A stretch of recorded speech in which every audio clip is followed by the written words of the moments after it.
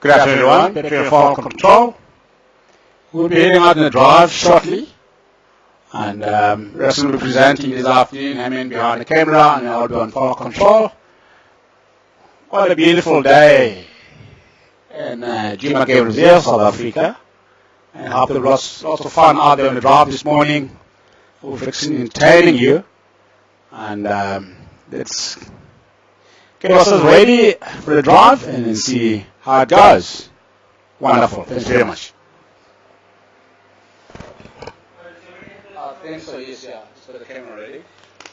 Just bro, have a lucky one.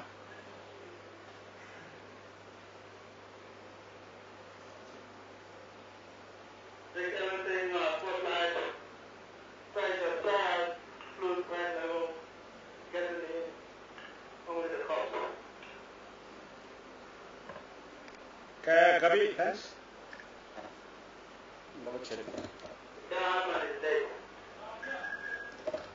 He is coming.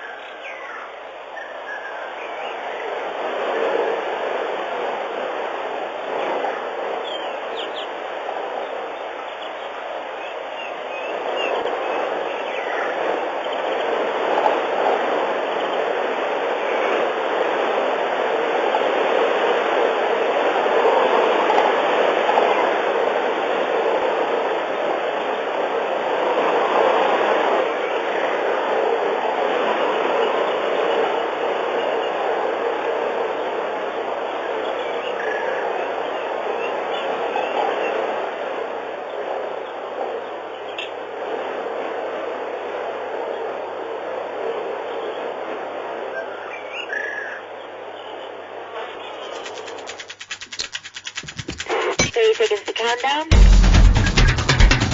Powering up. Standing by for an eye picture. Picture's looking good. Copy that. Sound is good. Stand by for the countdown. Copy me 5-5. 5, 4, 3.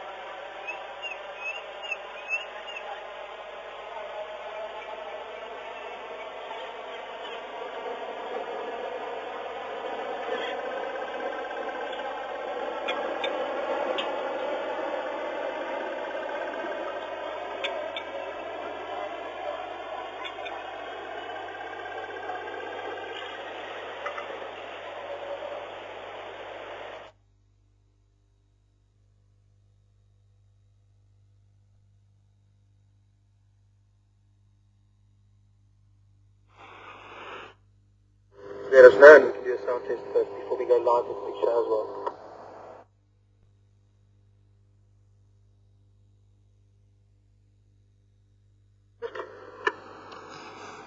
Hello. Sound check. Perfect. Wave up.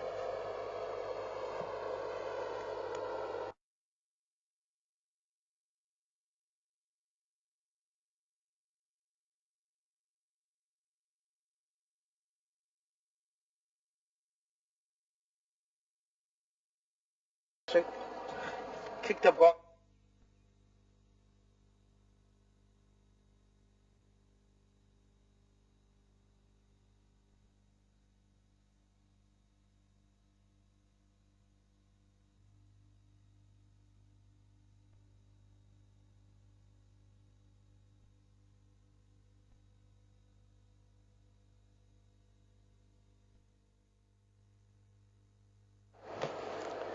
Good afternoon, everyone, and welcome here on World F Television.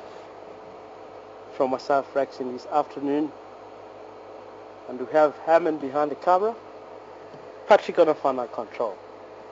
It's a very beautiful afternoon. When I look at the sky, it's very blue, only a few patches of a cloud down to the west of us. Maybe if I'm looking down to the south, south of us, where mainly our wind rain coming from. It shows that it will be clouds that are going to develop a little bit later.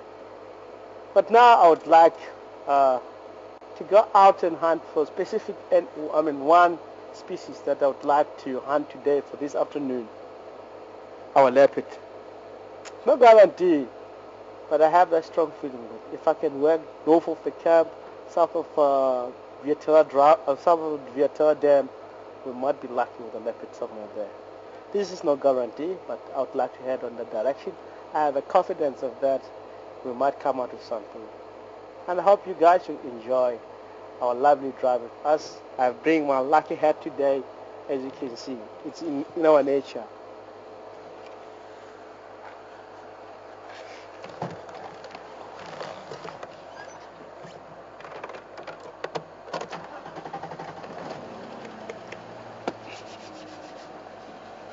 Hello everyone, my name is Herman. I'll be behind the camera. Oh, that's your face? Yeah. How's it guys? It's warm afternoon here at Yuma Game Reserve. And it's nice of all of you to join us on our PM safari.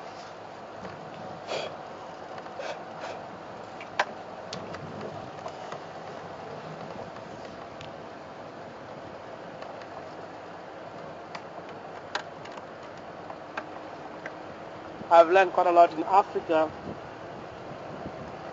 As I'm saying, I'm looking for a leopard. There's no rush at all. But I'm on my way to the area where I might be lucky. As I introduce myself, I'm Rexon. Surname Mafufunyane. It's N-T-I-M-A-N-E. I'm here to enjoy together with you for the lovely, beautiful day. I mean, I like what I'm doing here. I'm being a guide for a few years. I can say many years. Oh, look at this. This is amazing. Guys, we have a wonderful animal next to us here. Just the beginning of a drive. Let me position myself. I was in a stage, or I was in a stage where I would like to introduce myself fully in details. But let's enjoy next to us here. You can see the posture of this species itself. If you look at the body, how it really shows, or how it stands itself.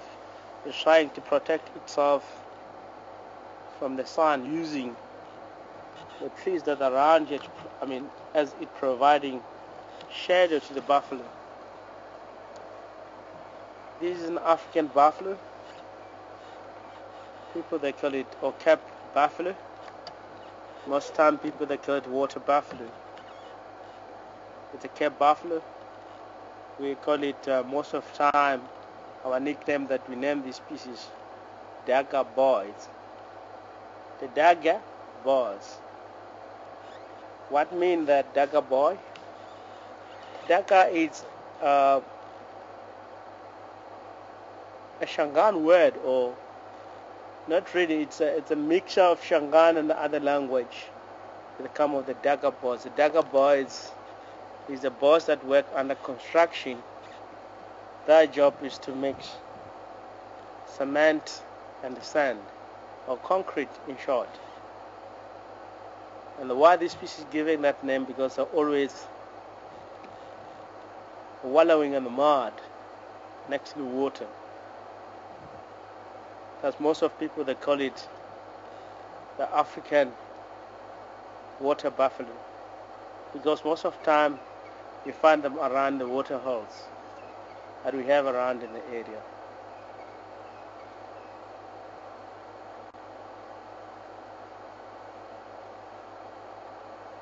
One of the species, of course, in the history of Africa, it's very well known that it's a dangerous species. We're all familiar that there's no dangerous species in Africa. It's only if you are over the limits of all species. The reason why I'm saying if you're over the limit, a buffalo would be happy if you approach it into the certain areas or certain zone that the buffalo allow you to enter. This is an alert zone where we are here, because the buffalo is grazing, doesn't really worry. If I push coming so close, it will be a warning zone that he will give warning or granting or doing something, and suddenly focus on you while you're coming. So then you might keep going. You ended in in a critical zone. So it's where the buffalo will protect itself. While we are, enjoying together with the buffalo, look at such amazing. But let me go forward. I'll go back to that word dagger boy. We can look at the body of this species. It's really caked with mud.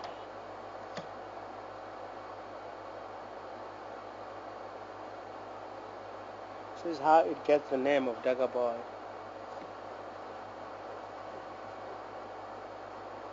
I remember in early days, while I was a child, around in the area, get to see dagger boy being alone. We're told while we're boys, because our experience that we have is something that is not really from a paging book. It's something that we collected from knowledge from our grandfather, practically going out into the bush. We grow up and being told once you get to see buffalo, a lonely buffalo, you have to run away because it's dangerous. And by that time it was true, because in the area it was, most of camp was hunting concession in this area. Some of the buffalo, you might find that they were injured because the hunter used to hunt them and shoot them and they get away. And the buffalo by that time, if we get to see a human being on foot, they were trying to protect themselves or run away or attack.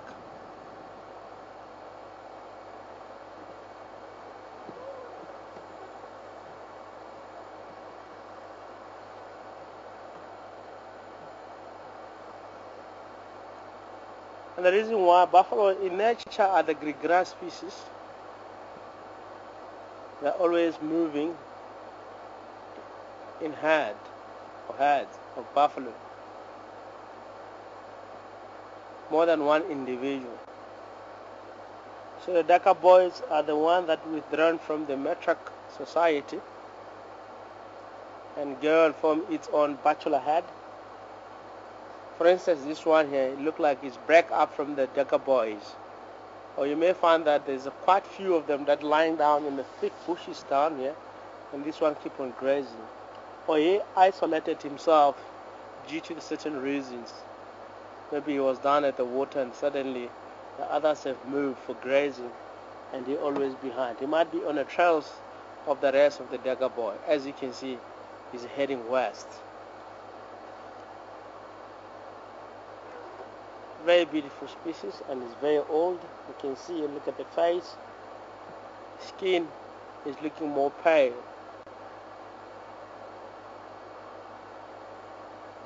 One of the species, of course, in the area they get hunted by pride of lions. You see, it's panting very fast because it's a hot day today. And know that, guys, a buffalo, because it doesn't have any reflecting color that will reflect the heat in the course of the day, they rely themselves of going down to the water and water, as I said, the reason why they call them dagger boys. And it's very easy for these species to get warm very quickly in the very hot days. So they have to go down underneath magic guarri trees, as you can see here, to lie down or protect themselves, as I said from the beginning of the speech, when we get to see this buffalo that is protecting himself against the sun using the bushes around here. So because it doesn't have those reflecting colors, more white colors most of the time, so they have to go now and then towards water holes and wallow and cool down the body system. Sometimes they can spend living 4 hours around the water holes, mixing the mud themselves or rolling on the mud themselves to cool down the body system.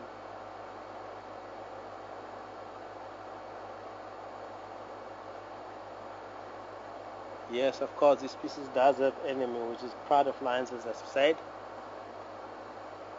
And sometimes a challenge from a buffalo to lion, it might take at least 24 hours.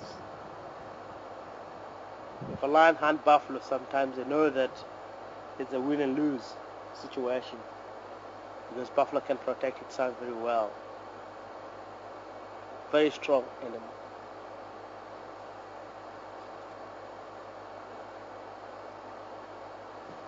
There's not much details. Buffalo insufficient, a very common around here. Let me go down towards the north of the camp. I have a strong feeling for the afternoon, guys. I'm not rude, I'm not selfish. I'd like to stay with the buffalo, but in my mind, and I have my head back from the leopard tortoise. You know, I've learned quite a lot because I'm the Shangaan tribe. The Shangaan originally, the people that are like bushmen, people that they have spent a lot of time out into the bush, living life together with wild animals. As I said, most of the time, I'd like to say this. I'm born under the tree where I was surrounded by wild animals. And that's true. When I was born myself, the time I was born, there was no hospital into the area.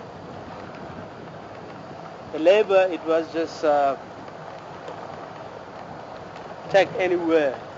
Could be in a village, small village, under the hut, where only the women were allowed to help.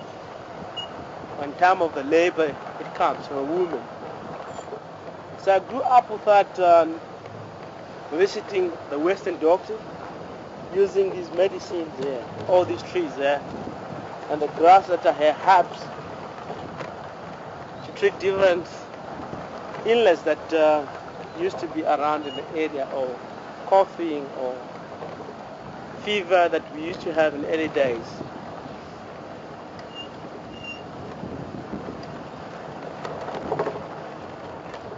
So wearing this specific leopard tortoise shell is what I was learning while I was born in the very hot weather.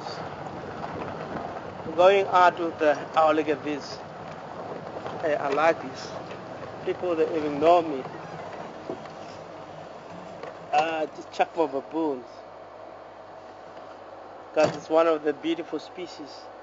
You know, to be honest, take time with baboon, you learn quite a lot. Like all of them suddenly they are picking insect from the grass. You know, the insect now are getting busy. Some of them are even starting getting active because we are in the summer season. We have the first rain of the season last week, and everything now is turning to be live. And I hope you guys are familiar with the chakma baboons. Always find them in the southern part of Africa, and even parts of Africa you do have them. But very interesting with these species is the behavior. Baboons are the biggest primate we have in the surrounding. Really, to be honest, we don't have other species around in the area as far as other type of baboons, or we don't have gorillas or the biggest primate that other areas they do have. And I would love to stay a little bit longer with this baboon and see the action while I'm still having a promise of going down and look for a leopard. It's very well known that these species they have their own behavior, that it's well known, or the way they really do things, or that society called oligarch family, which is very interesting. If you look at the baboon, the way they do things, baboons mainly in a troop, they have an alpha male that recognized by the whole troop. He does have a preference of mating, and the baboons, all of them, the females, and the young males will give respect of him. But he will get into a certain age where the young or teenagers, they will get selected by the female. A very good looking young male, it will accompany by the rest of the female and select him to mate, not mating with an alpha male. And the alpha male won't be happy with that. Suddenly he challenges the young male. The rest of the family will protect that young male, fight against the dominant male. And sometimes in a big troop, like, oh, look at this, amazing, sitting down using the logs. Really amazing. This is our cousins, our primates. Oh, beautiful.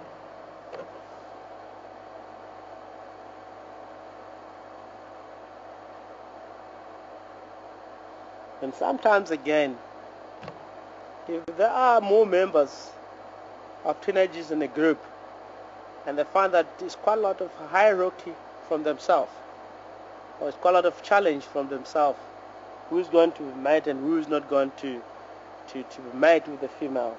Sometimes they can withdraw from the troop and start to go being alone, and they will be visiting family to family of the baboons around in the area, stealing females. And that's the reason they're given the name oligarch family.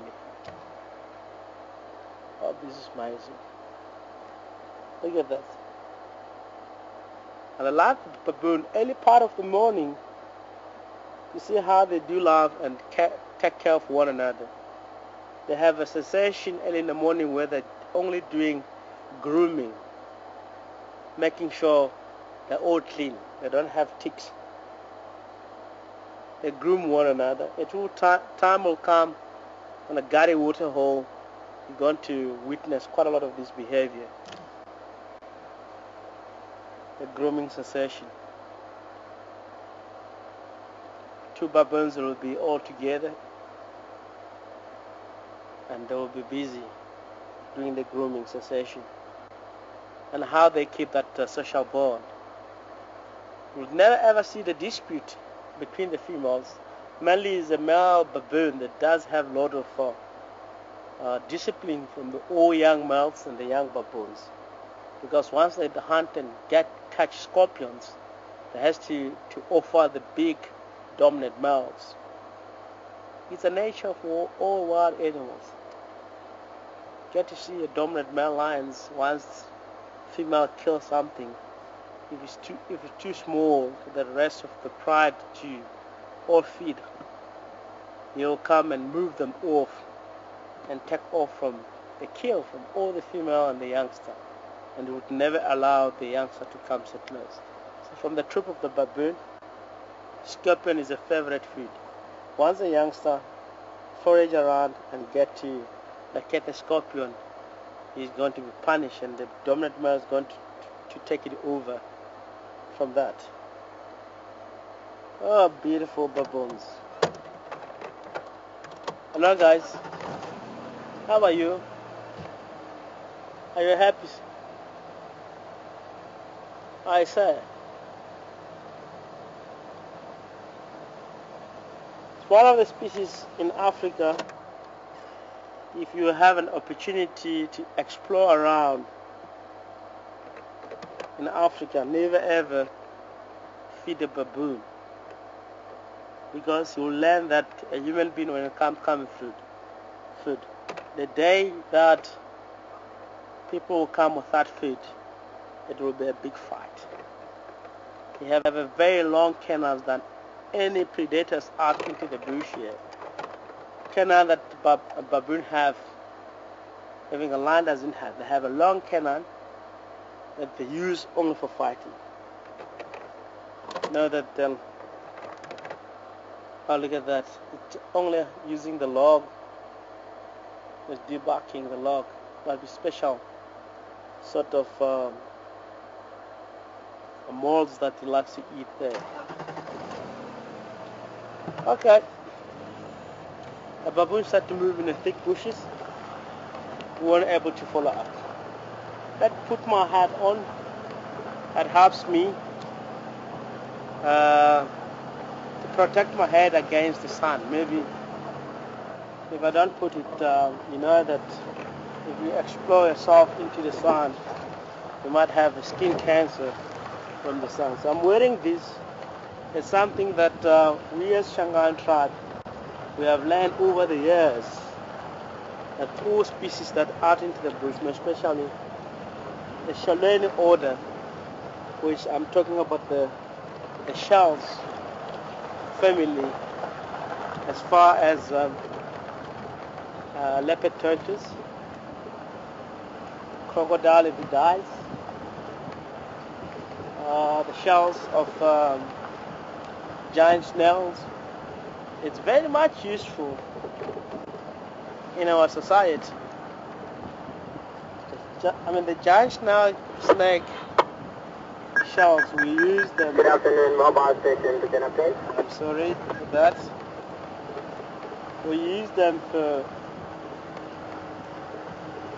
drinking water, going in rivers, digging fountains as we dry, and use that to drink water. Sometimes using that to drink coffee or tea that come from Ziziphus smocronata fruits. Thus we just want to try to go one of the road looking for a leopard. As I said, I have a competence per day today. It's in my nature. I'm not sure whether I'll see it, but if soon I get to that area where I thought it might be something, if not, I'm still having that feeling that we might get to see a leopard today.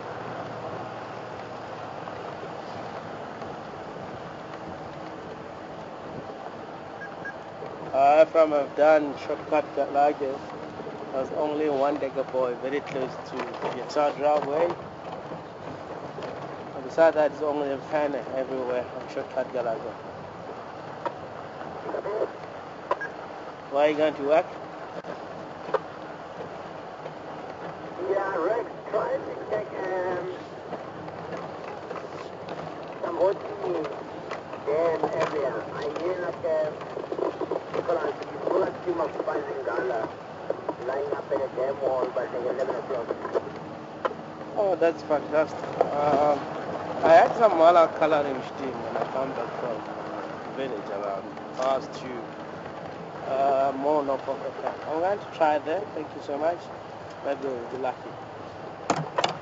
Okay, copy. Around 10 minutes, around 10 minutes, some of the dams, there's Mafufunyane Gorilla and Hamza will be coming this one. You have Mampimpan there? Yeah, but 45 minutes ago, I was on Mampimpan dam wall on the top. Boy, man, I'll be also coming that direction. Thank you.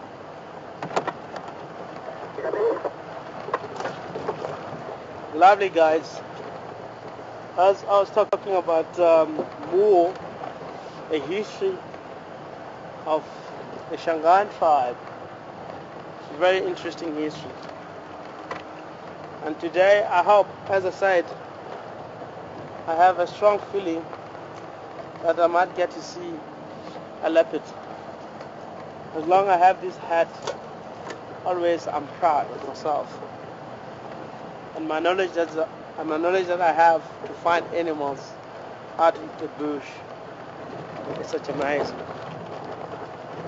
Actually, the bush is my university.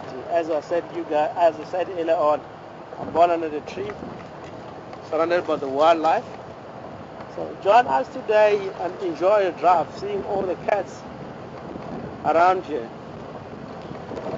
So make sure you work very hard to find one or two of the cats that we have around in Juma Service Science, South Africa. And I know in most cases finding predators in a very hot day like today, it's a mission. But believe me, I know it might be some few people Oh, this is a live game drive, I'm not sure. We're doing a live game drive. I'm in a hunt now of the leopards online. So guys, when we get to see a leopard, we have to, all of us enjoy. There's no guarantee. I might get to see a tracks and start to follow up on the tracks. You can share with the beautiful experience of the African Shangani people, how they use the information of finding animals. Very interesting too.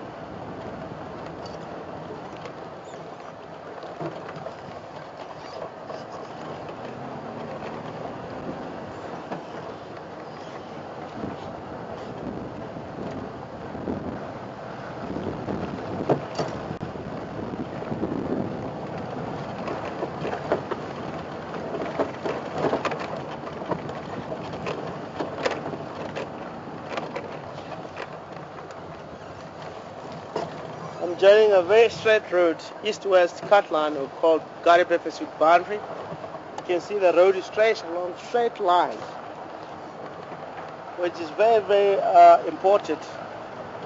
Most of our drive to drive in this road. More to our left, this is another farm which we don't have a right to traverse here.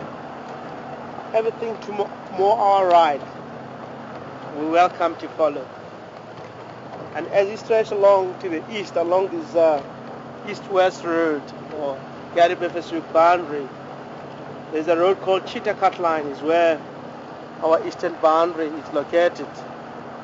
There's quite a lot of buffalo that cross here. They're heading down towards Garibepe or Gari Dam itself. They're not yet there, if I look. Some of them like early in the morning, some of them just now. We'll see how it goes. We can also follow them behind.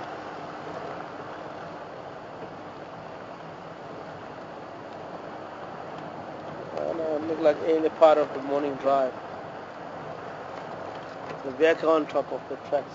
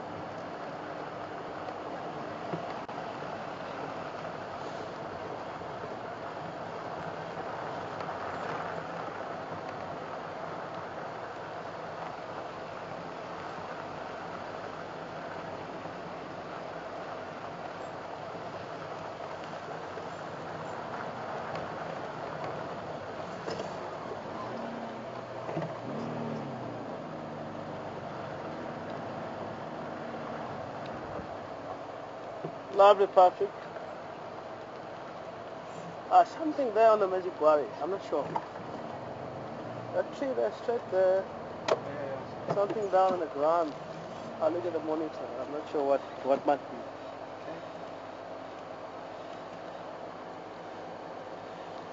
Where? Yeah, with a log.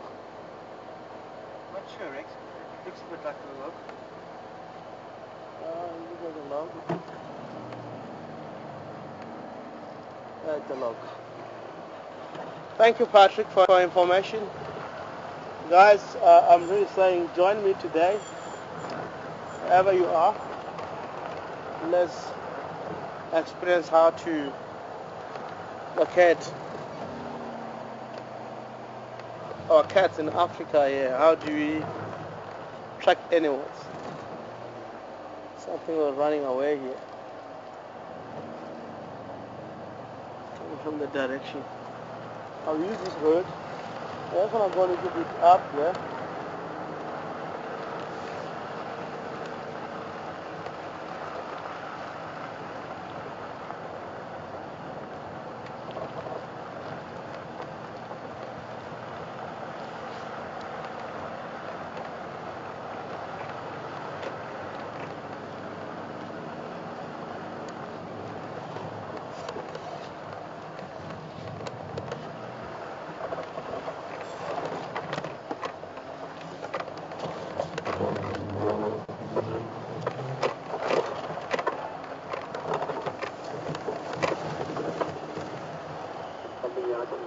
control the driveway slowly south.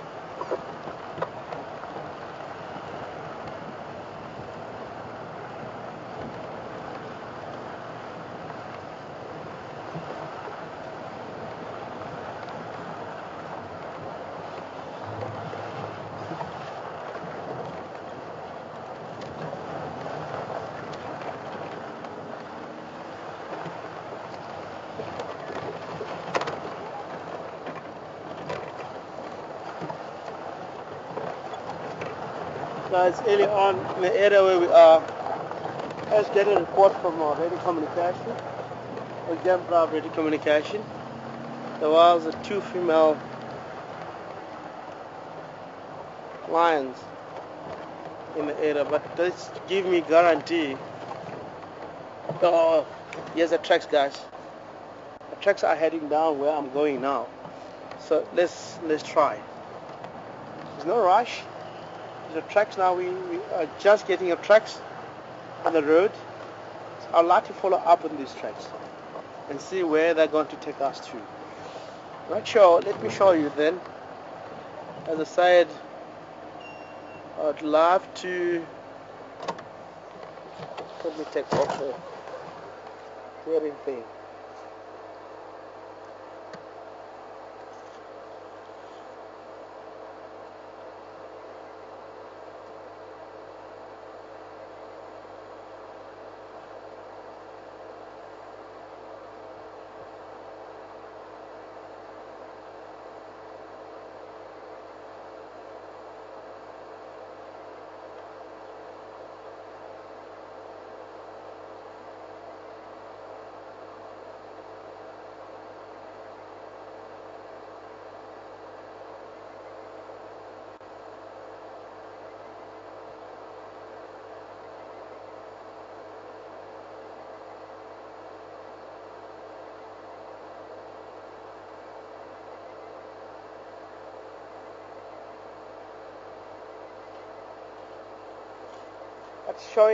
What it's showing me here, the 2 female were after the buffalo.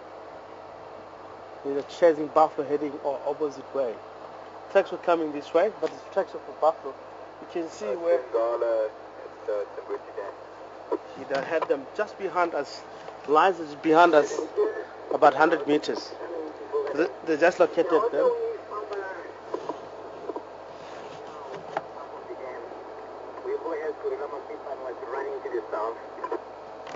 So what happened now, they're in an area where we don't have a rise to follow up. So it's not far from the dam, it's 100 meters away from us. We might come back here a little bit late and see whether the female lioness or the lioness themselves, they were able to come our way. We have nothing to do. Unfortunately, guys, we're not lucky. 100 meters is not far.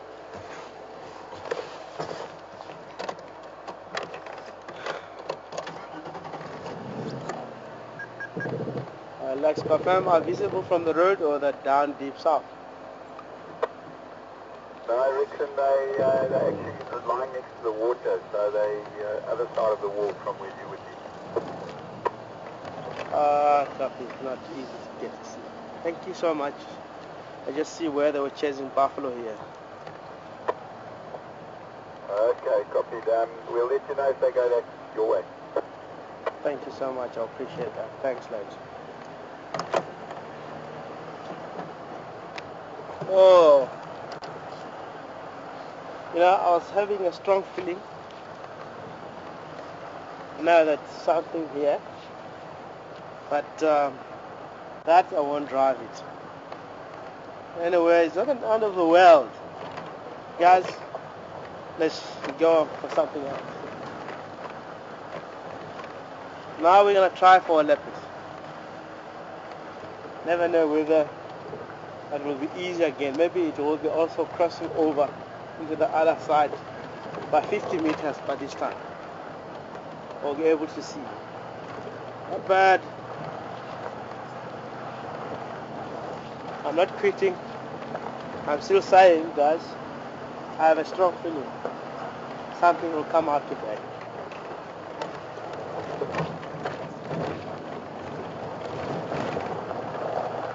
And then I just want to share with the world how we as Shangaan try to find animals.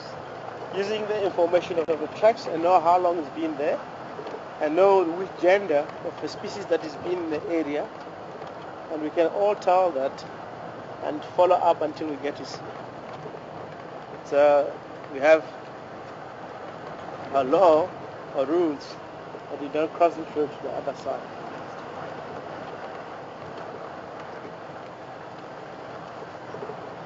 But I've spoken to Lex Haas. Lex Haas is a very well-known guide. He published lots of books. He's on a drive here in South St. Juma. He's at Galago camp. He's now with the lion. Soon they move towards our area. Also, guys had that on the radio that will let us know. So the radio communication is one of the things that will make the world know that it's not only myself that are out in the bush. There's quite a few vehicles that are looking for some animals.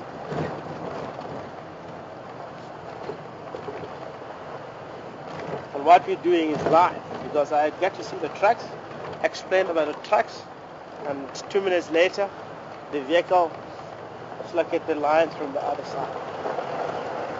Amazing. I know the only way to head on is this side, where it might get you find a lot of game around water holes, and also it helps them quite a lot because this is more active. So I guarantee before sunset the lion has to turn back and head our way. I believe this.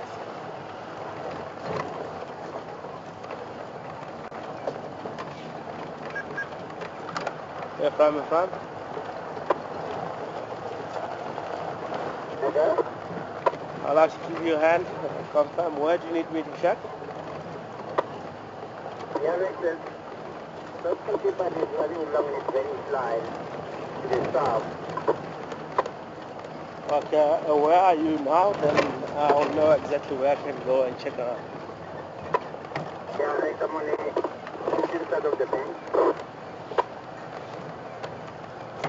Moyman. I'll come from the other side with the old central road. I'll try to come towards this direction. Maybe I'll be lucky there. Take a bit. I'm talking to Airfrog. He just spotted Mission Duna running to the south of the Gari Dam itself. Ephraim was on foot, and the leopard react differently because he was tracking to see where the tracks headed to in order to find these leopards. So Mission Duna spotted Ephraim and his tracker. They all suddenly run into the south direction. So I'm going to go a little bit away from the Gari Dam itself and come from a different angle and see if we might be lucky with them. We're going to work around in the area until we might come across with them. So guys, something that might be the second animals to look or to check or to see before the sunset.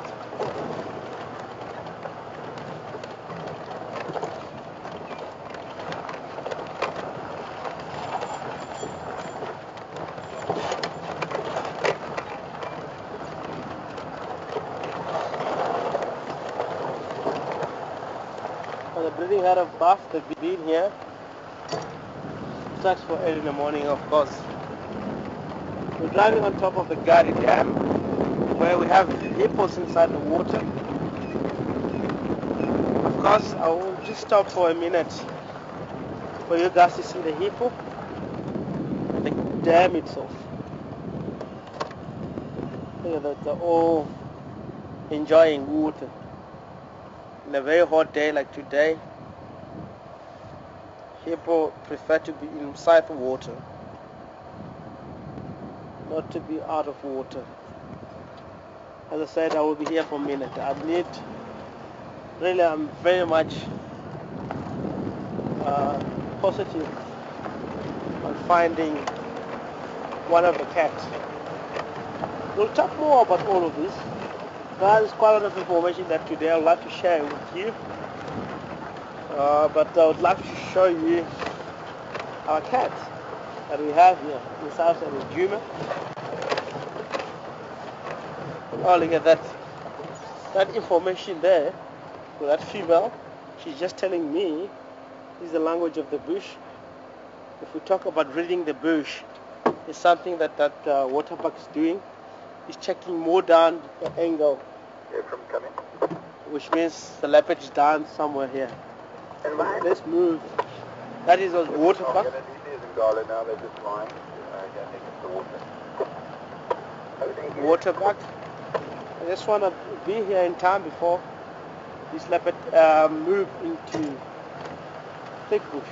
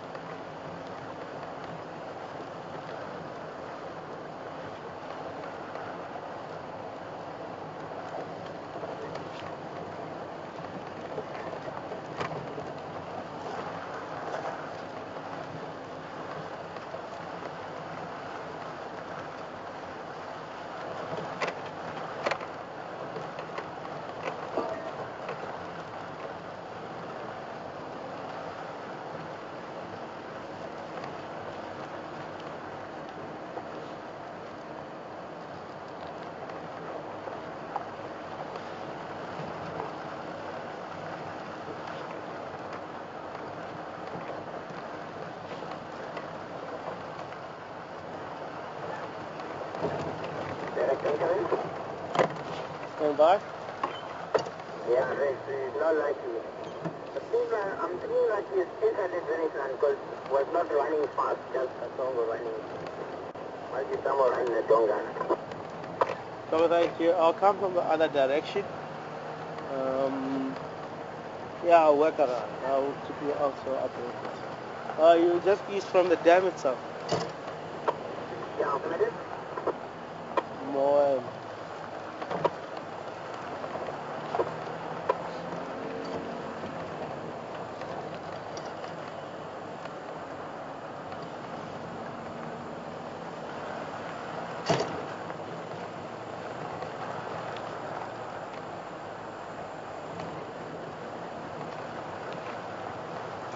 The very good thing with it, every time I've spotted these two youngsters who are moving along the drainage line, not really hardly mobile, but I believe we're just moving slowly. Alright, so I'm leaving this area. Joey, thank you. Yeah, I'll be still around.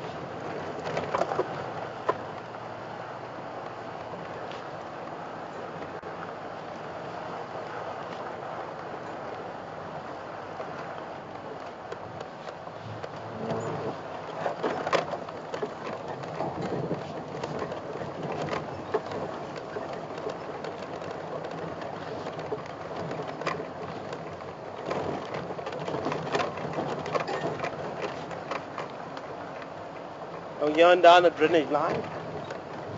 It's not easy to hunt here. I need a very good eyesight. This is an ideal of the leopard.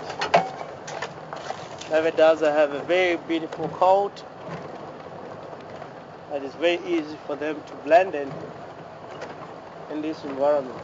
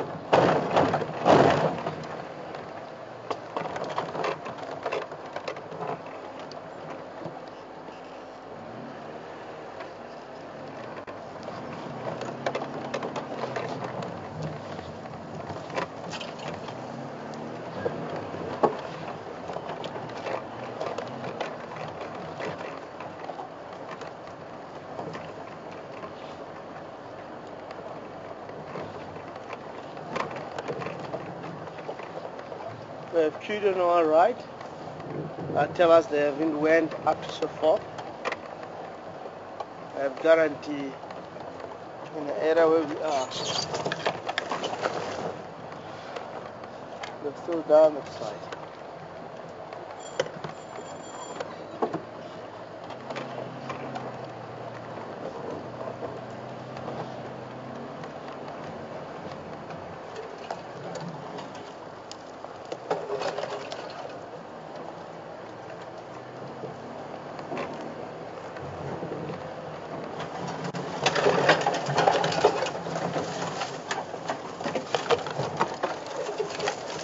It's a nice tree, eh? That's amazing. Beautiful and green. These are Jacoberry trees. Very old trees. It might be having, it might be more than 350 years. I'm just going to show you the kudu here. Give me a guarantee that the leopard might be not here. I don't know whether we were able to see from this angle. You see right there in the very thick bushes.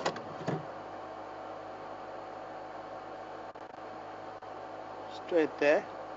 One of the largest antelope right in the area, or in our surrounding, in South Central Juma. One of the very good species when it comes to sense of hearing. It's well recommended. Sometimes it does form a very good symbiotic relationship with the other species because it's very good in sense of hearing. The other species might be good on the eyesight, then they can all form that symbiotic or the relationship itself. Especially with the trip of the baboon, impala, a lot more species to mention.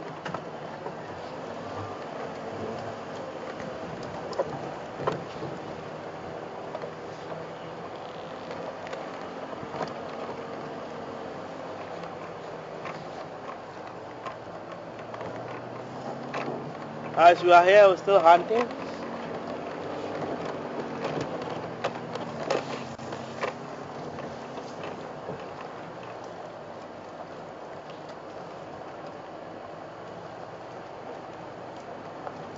And the hunt is subject to your luck. You might win, you might lose. You might lose it.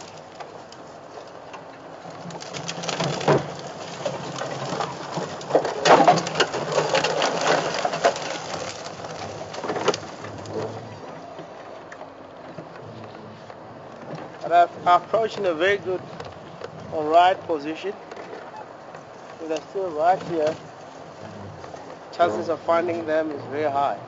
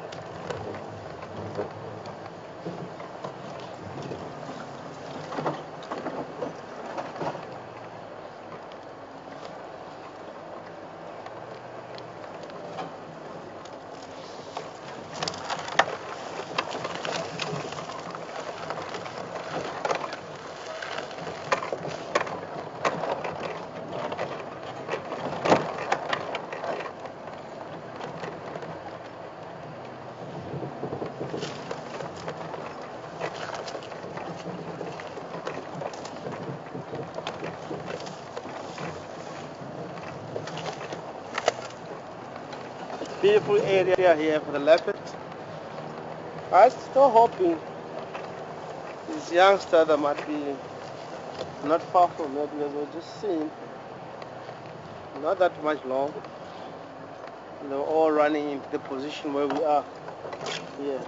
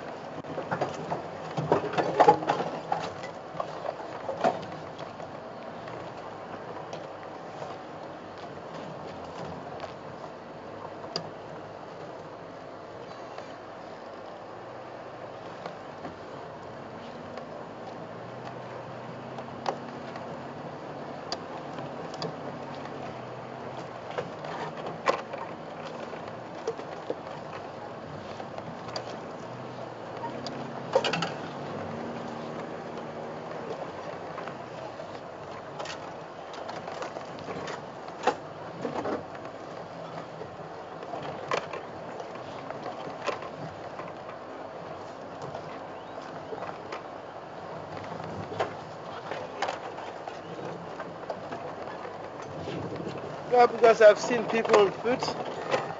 Might be that the reason they've had it going deep inside. They'll run away.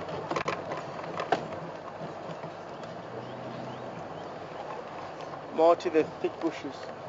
You're going to come back here? Just try to move out of the area.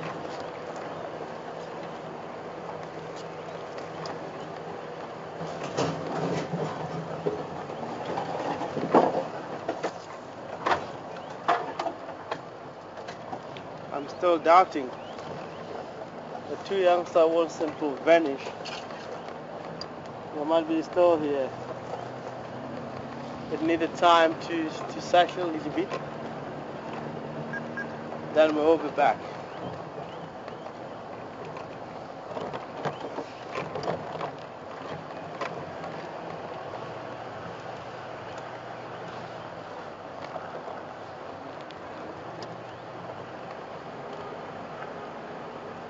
All right. Now is the time to enjoy the African way of the Shangaan tribe.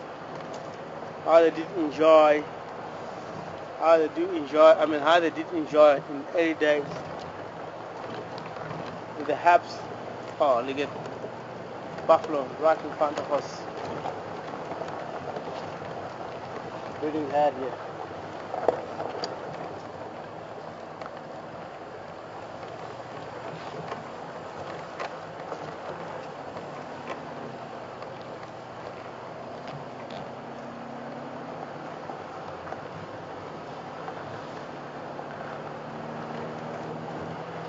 Let's enjoy this lovely sighting in front of us.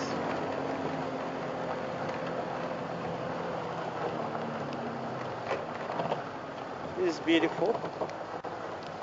Really, it is.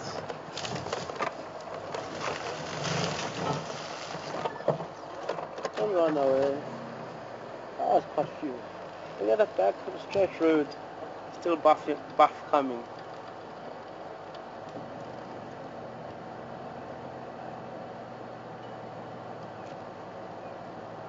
Quite a lot of buffalo here. This is a lovely breeding herd of buffalo. Look like they're all heading down towards Gary Dam. Now, so you don't have to worry with the leopard. We're going to come out from the other side, heading back.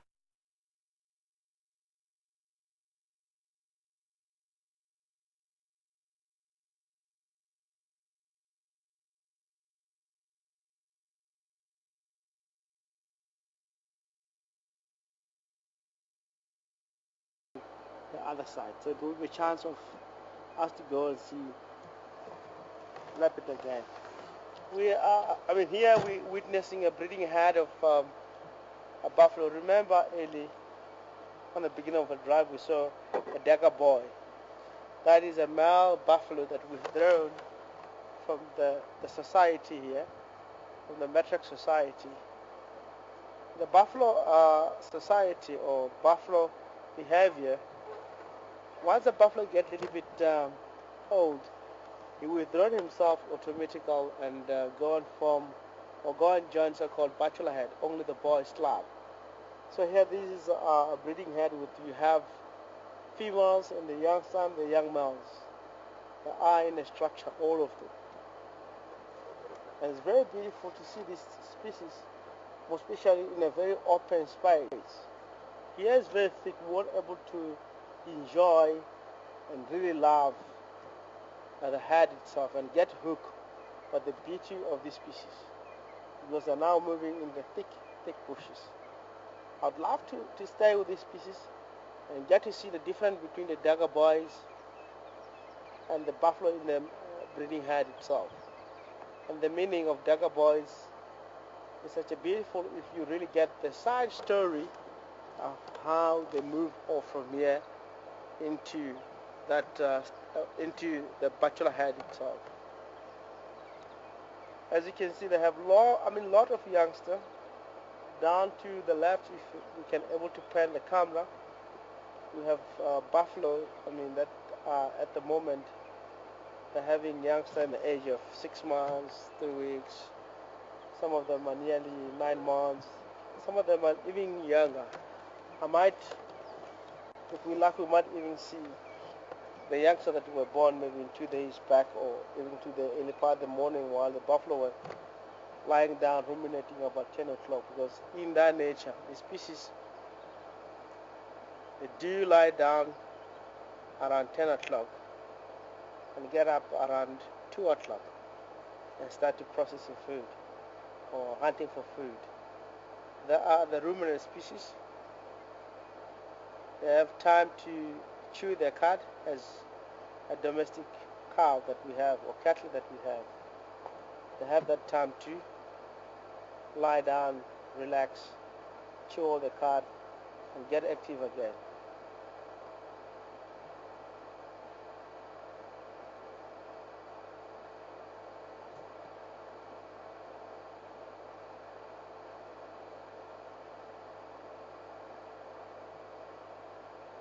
Don't have binoculars. That individual that you're checking, you see, he does have something under the belly. So we're looking at now. Yeah, what is on the left? Behind, the youngster now you're on, Yeah. and the male buffalo that's more to the right. Oh, look at that youngster. It's beautiful. That one there, as you can get it from. That's easy for Granata. Okay. Something hanging in the belly. Zoom in on it. You can see the.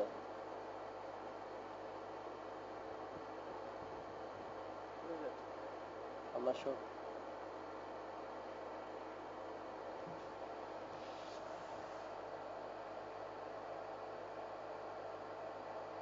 pretty sure. A buffalo shows really something that is strange. It's hanging in the belly. It might be a large tick. It could be something else. Yeah, maybe it's a team of Azingala. Somebody can still line up. Forget teeth report. And also we just located Nshambi Nyari, just more eastern side of Jarap Deep, heading towards Yari Dam on that weekend. Hey, coming in here? Yeah, I believe from this Mampipan, because of this Nyati, they'll move towards Engas, because over here is Nyati. Hey, coming in here?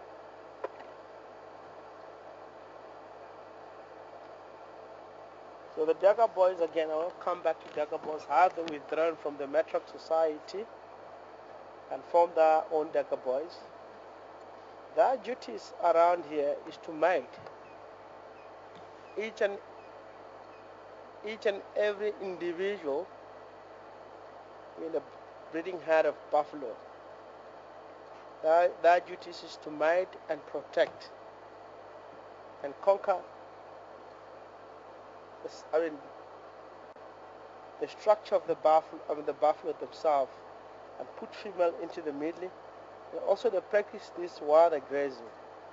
From the front of the buffalo up to the back row of the buffalo, also from their side, you only see males, and the youngster are always in the middle.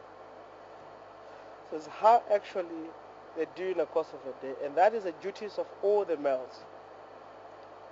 If they come across with the lions that hunt the buffalo, suddenly the male, all of them, have to face with the pride of lions, pushing the pride of lions. So because of the number of the buffalo, the structure of the buffalo here is too large, it's too big. So the male, they get tired on a daily basis to fight against the lions and to do all of these things for protection.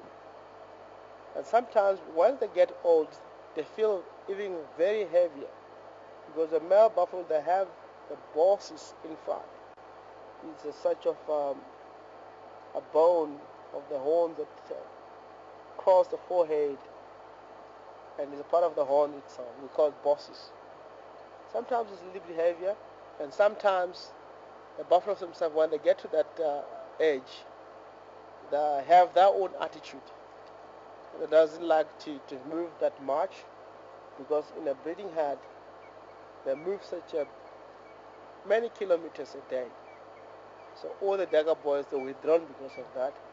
They're always behind the herd, and they become an easy target for the lions, while the rest of the herd, they have moved away. So they try to move out and join together with other bulls that are also tired at the same time. It seems in our different cultures, doesn't matter whether it's Shangaan or Zulu or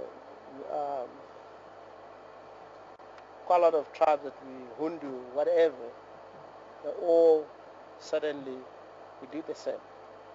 If you're getting older and you can withdraw from, can have your package from whatever you're doing, you might be a doctor, you might be whatever, and you like to be at home with an easy car, a very small car, and your own family where you don't have a lot of things. You need something that is very easy to control, or a remote area. And sometimes you enjoy your whiskey outside your bungalow, drinking your whiskey, same as a buffalo. And withdrawn from the Metroc Society, they need a very simple life and be at a water hole, enjoying the water. To me, it seems like while they're down in the water at that age, they might having a wine, a bottle of wine, or whiskey or something else. They enjoy life so easy like that way. So how actually the Daga boys withdraw from the Metroc Society? A lot of work, a lot of mating taking place. They're getting old, and doesn't mean in that age they weren't able to rejoin and mate. They do so, but they'll leave the female go, let the youngster mate doing the mating. Guys, we are going to come back here. We'll just wait for the buffalo to make its way down to the water hole. So we are going to go around to the other side where we might bump to these leopards. Oh, it's beautiful here. While we're having this buffalo here, I'll just now introduce the world in this species of a tree down here next to me. Remember, I've said I'm the Shangaan. I'm from the Shangaan tribe. So we're going to learn quite a few things about this magic warrior tree. In our society, I think now, still people that are doing this. Before all these toothpastes, toothbrush, our own people of the same tribe, we used to get up early in the morning, be out that much. You can see what I've done here. I just broke a little twig, and I would like to do the experiment in front of you. While I did the wake up early in the morning doing this, and I mean, breaking a twig like this is not a damage of the tree itself. Know that if you do this, the tree that you drop on the ground here is going to decompose again. So what you do, you look at how it looks. I like watch this and see what I'm going to do. It depends. How do you like? Sometimes you might do this, or sometimes you might use your nail to peel off, but let me use my nail. Peel off the cover of this. I don't have to move that much because the camera will be struggling to focus on whatever I'm doing. Forgive me if my voice is a little bit fainting there. I'm just trying to show here what I'm doing. We peel off.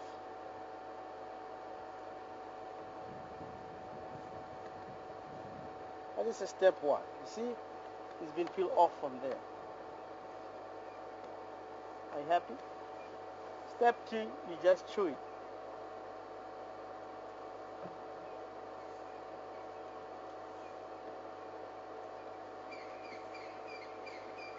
I'm not a browser, but I'm trying to introduce something very important here. Check that. Can you tell me what you see here?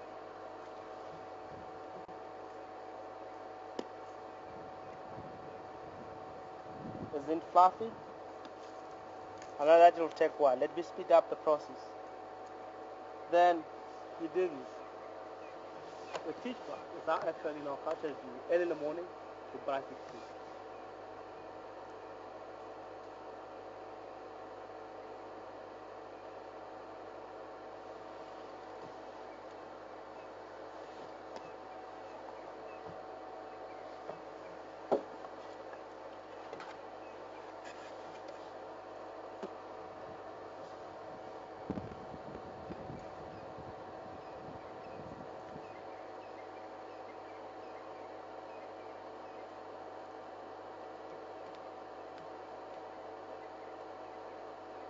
See what I'm doing?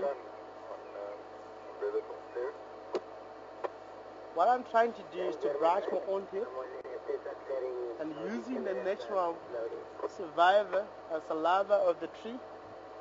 And sometimes the saliva of this specific tree, it contains a very, very rich sort of a substance that can kill bacteria in this thing. It's not easy. If I use this, I have to use the other side. If I do have bacteria on my lips and so on, it's going to get killed with magic warrior tree. And the reason why they call it magic warrior is because of that. It does have its own magic.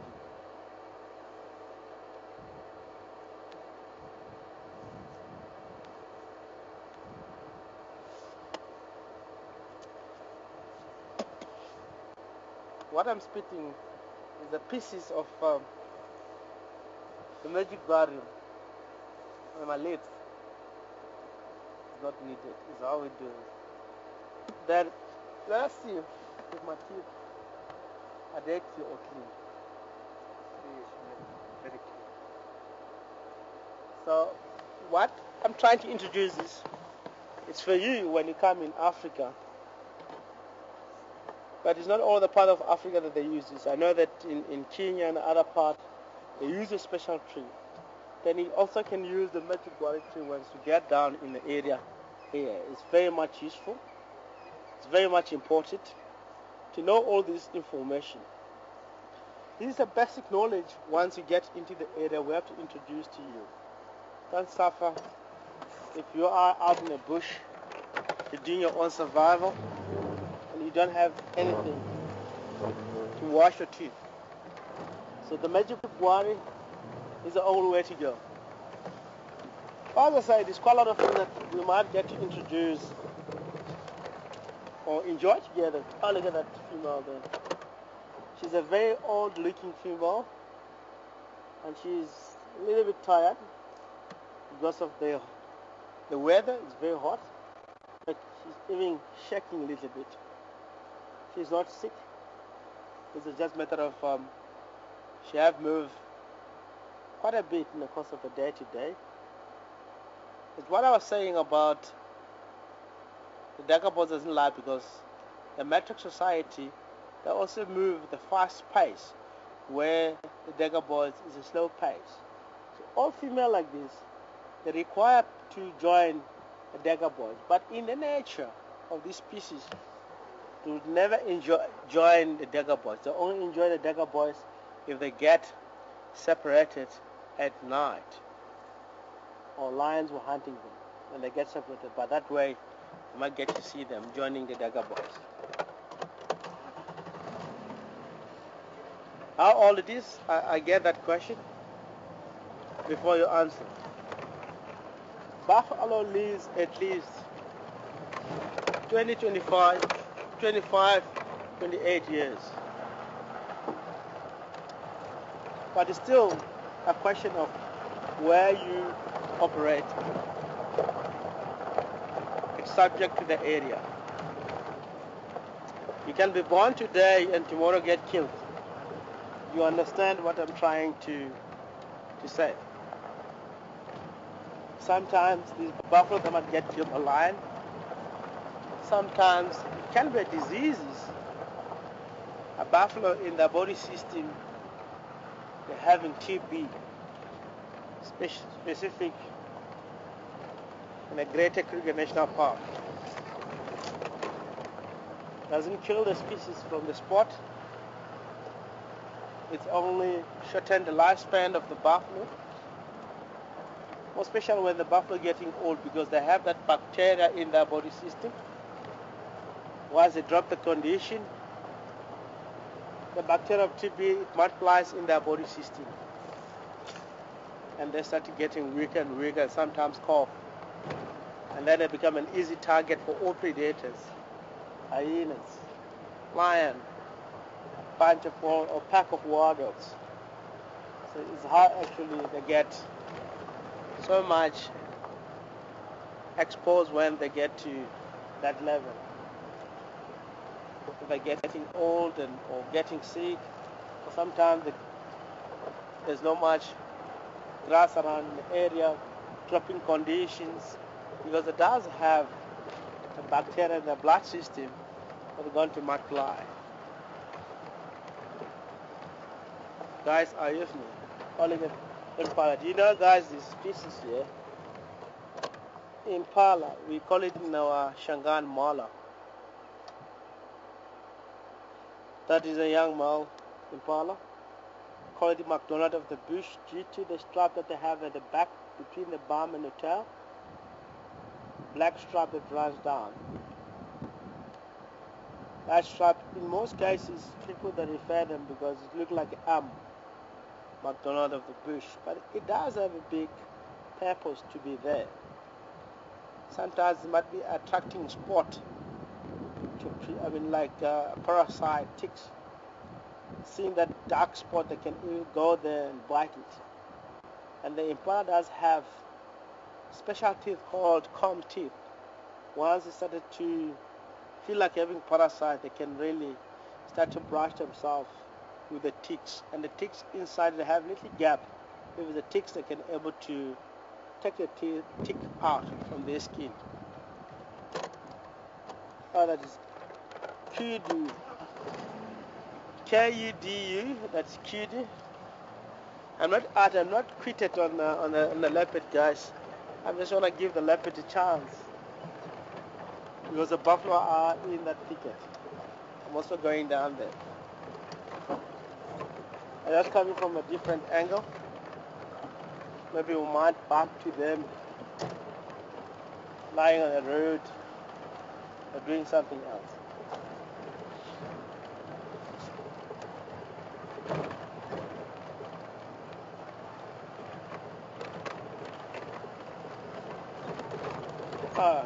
Guys, this is very important tree here. I feel like I'm selfish as a Shangaan tribe. Let me go down there and have a twig. I'll come back with more details on that.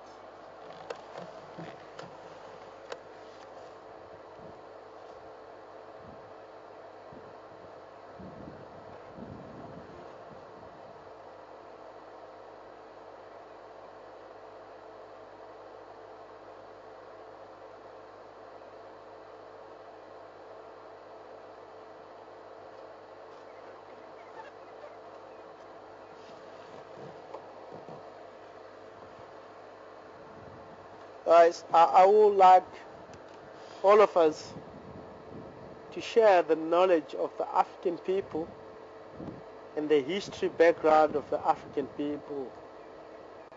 I'm very much impressed because I'm the Shangaan. I'll talk and I'll share with the knowledge of the Shangaan people because I'm not going to offend other people by sharing this knowledge.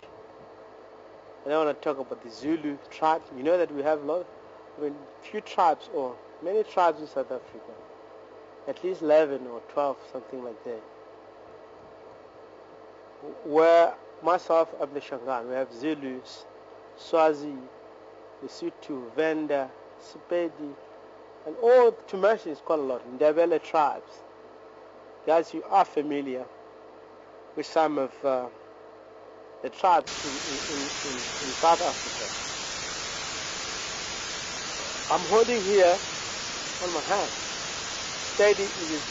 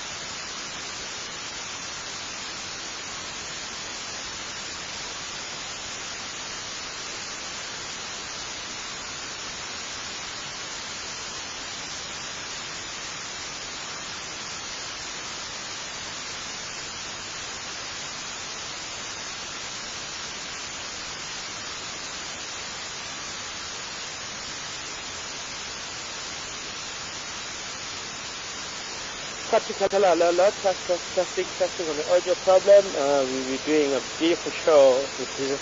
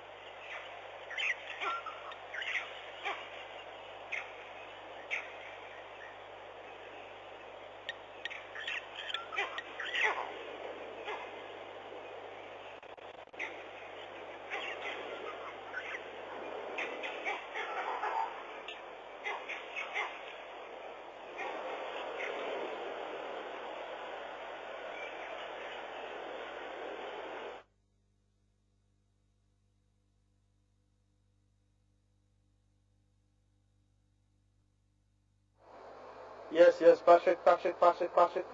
Audio test, ready for game draw.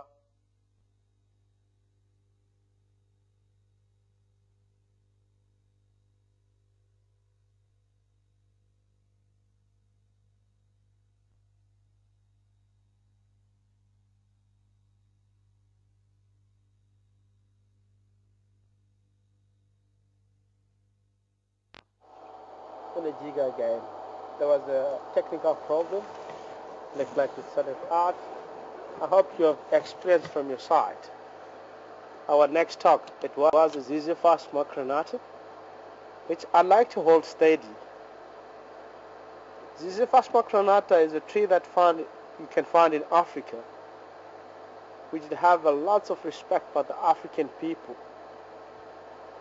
as I was saying before, we cut down with the problem with the sound, or technical problem with the sound.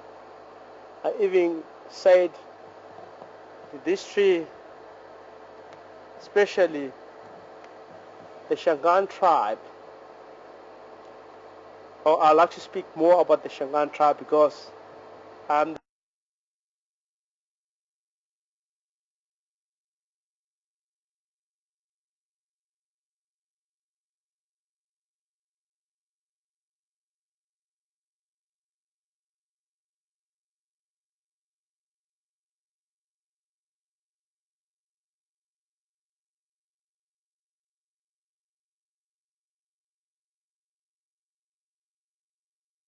communication of a spiritual.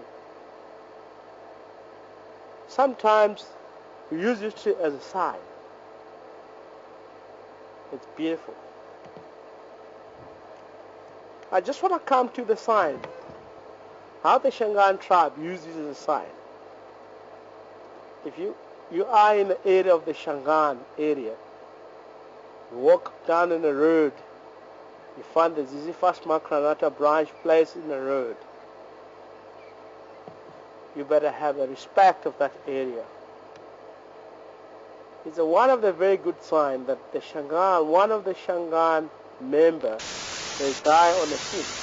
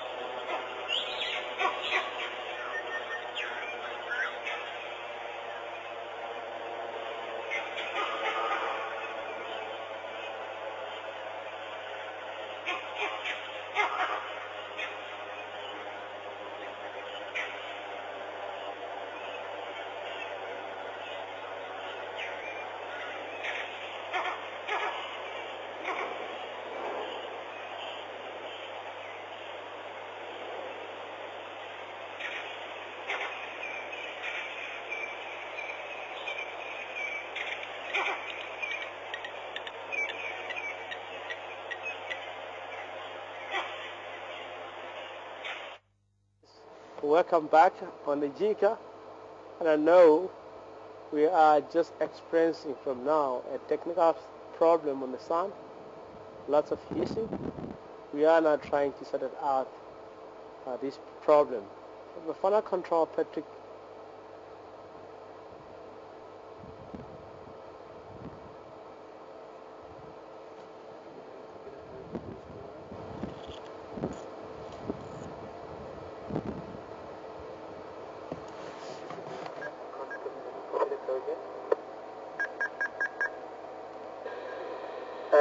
The sound is fine now.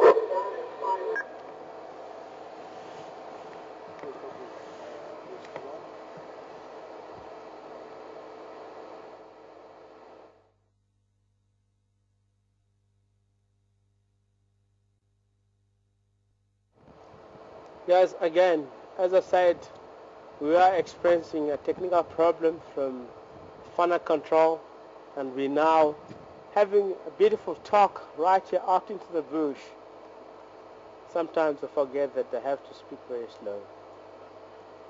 I was saying earlier on that the Ziziphus Mokranat, I want to go back to how actually I will continue. Apology if you guys haven't heard me, but let me repeat. We use as Shangaan tribe for this as a communication sign, ceremony in our society. And it is very, very important to know if you are walking on a road and suddenly get a Ziziphus Makrana branch in the road, it does mean something. It means one of the Shangaan members have died in the sea. And why the Shangaan tribe have this strong belief in the Ziziphus Makrana, I'll ask Haman not to move much. The trick that I'm holding here. You see they have a hook thorn which is down here. Are you on this one? And we have this straight sharp thorn. This is it's a meaning, the straight thorn of leading the spirit. And this one is just to hook the spirit. The reason why I'm talking about the hook and the straight thorn to hook the spirit and lead the spirit, we believe in our tribe, if one member of the Shangaan tribe died, the reason why I said if you walk on the road, you may find, if you get to find a trick of this in the road, it's actually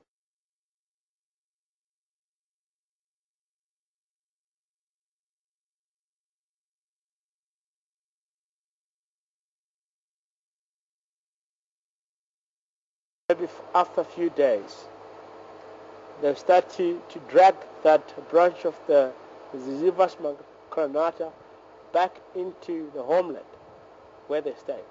It is informed that the weight of the big dam inside Manyane. And they believe the hook thorn is going to hook the spirit of disease, and the straight thorn is going to lead the spirit back into the homeland.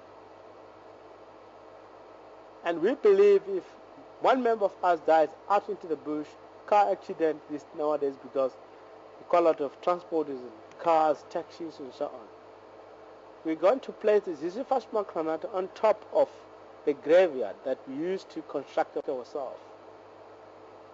Sometimes if we don't want to do that, we'll put it in a round marble house that we used to own as we Shangaan tribe. I believe each and every individual family, they own the round marble house. Is where actually the sacrifice or worship the earth sister spirit. Shangaan people believe people that dies, it's only the flesh, but the spirit is still with them. And the reason why they put the Ziziphus Makrana inside the round marble house that they built, the huts that they built, they believe from the bush, if they drag the thorn back home, they believe that they have hooked the spirit from where the accident happened, and it will be inside their yard. And in the time in our society where we'll all gather down, we have our gathering, and we come together, members of the family, it doesn't really matter, because we know that as Shangaan people, we're still exercising the rights of extension family. That means aunt, sisters, niece, cousin, uncles, wherever, grands, they'll all get together. And it will be a time where, especially they will invite the Sangoma and play the African drum, and to motivate the spirit of the Sangoma as a prophet to come out and able to tell the future of that family, or the future of individuals in the family. But all of that, it comes from the Ziziphus Makrana. If we don't have respect of these three, all of whatever I'm saying is not going to exist in our family. If I do take this twig and hand it over into a member of a Shangaan tribe in our local area, I'm just meaning one member of his family is dead. So you have to be careful with the Ziziphus Makranata. When I grow up, I was told, never ever, my son, bring the Ziziphus Makranata back home. It can be in a form of firewood. It can be just playing out in the bush, chop it and bring it home. It really drives, bad luck in the family if you do so.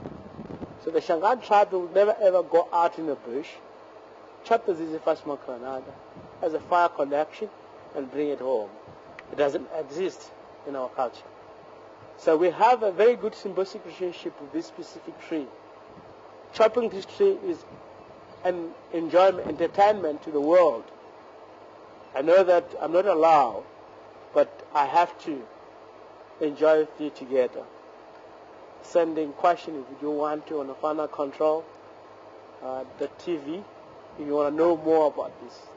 We can talk more about the Ziziphus Makranata. It's quite a lot of things in our culture that I might really share with you. Are you happy to get the story, or are you happy to go on and find the leopard? I believe I've been standing here a little bit for a few minutes. I will able to share more information. I have a lot of information about the Ziziphus Makranata, but back in my mind, I still want to go and find the leopard. That is right, is my feeling. I won't really throw it away. I will. If you do want to have this information, just email us on final control. Final control at wildlife.tv. Patrick is going to read the request. I'm going to proceed with the information. It's a lovely, lovely information. I can still spend even half an hour to give more about the Shangaan tribe when it comes to Ziziphus Makranata beliefs and respect. So let's move on.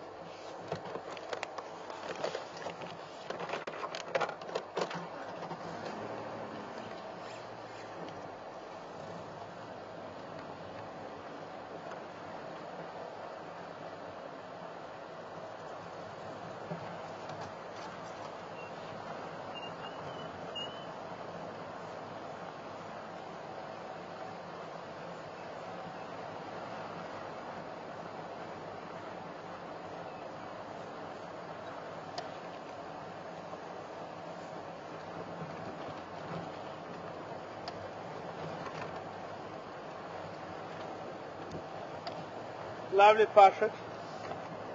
I had some breeding herd of buffalo that are wishing to go down, drink it.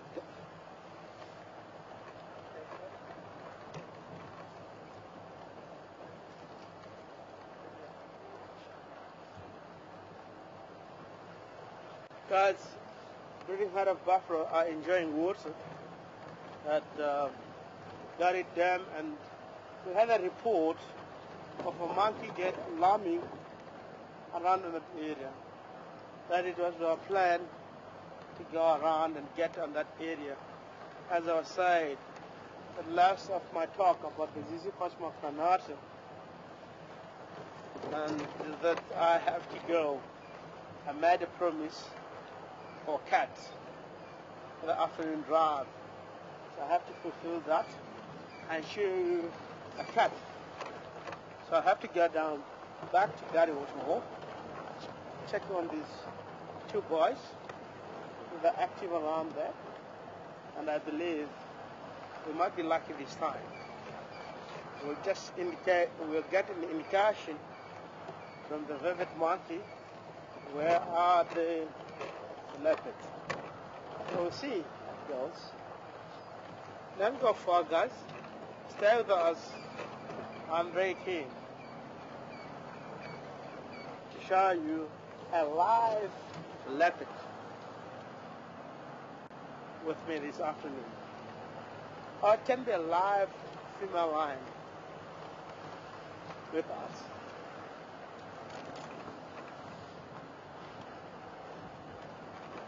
There are quite lots of leopards into the area. A duty subject, how do you find them? Sunset is a well-known area with leopards, or predators in short.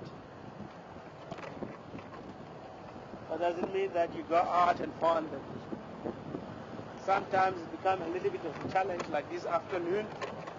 You have a confidence and a feeling to find them, but not lucky.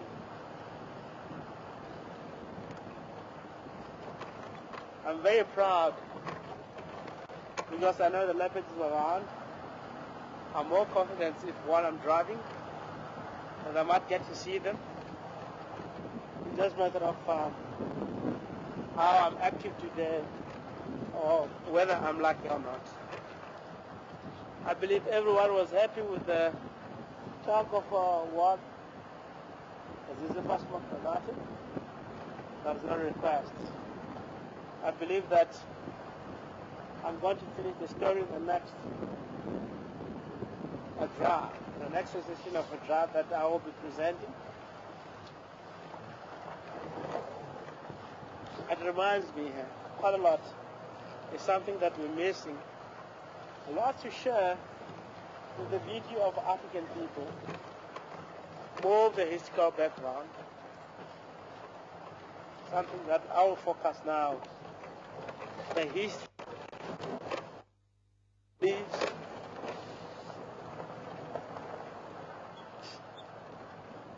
a lot more to mention, which I'll bring it now quite often on Walala Wasala. Is planning something. The next Walala Wasala does happen. It will be lovely and beautiful. It's still a Thursday today. The next Wednesday Walala Wasala. Come one, come all. I will be there experiencing a beautiful woman in our culture, doing lovely episode about the life of the Shangaan tribe in early 70s. How they really make their own food before all this food we're eating, rice, many powder that people bought now. Before all of that, how the Shangaan people get to make their own food. And that it will be broadcast live. We'll be all here at World F, Fireside Chat, at the camp, I believe. I can't wait for the day. It makes me happy.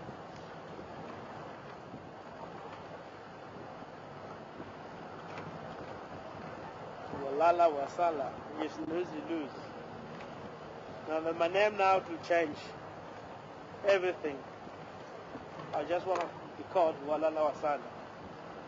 Something that I enjoy a lot now. But okay.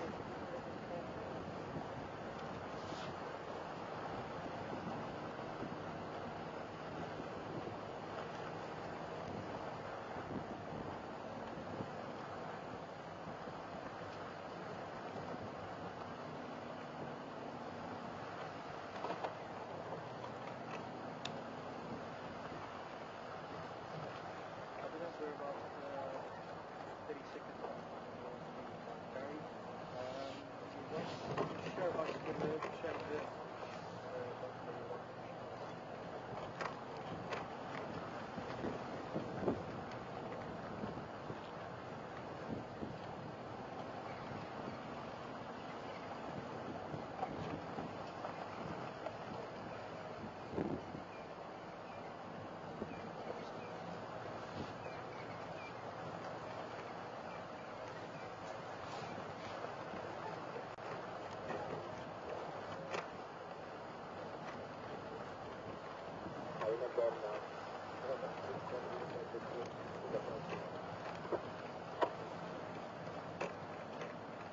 Then you got about the 6 Mafufunyane total side. Oh, where about the front? But in quarter side. Oh, morning.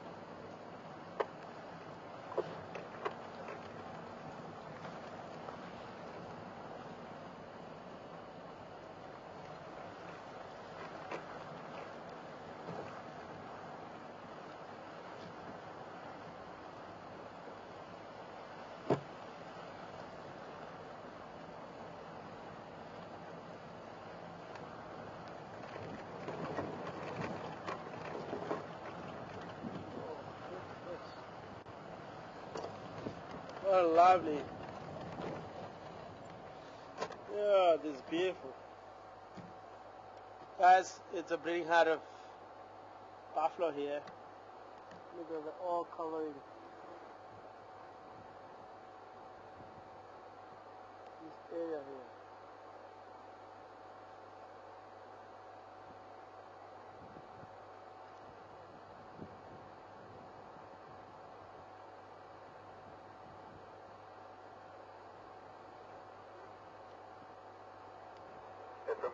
I was just checking something behind me. A very strange behavior of a buffalo. It's running away.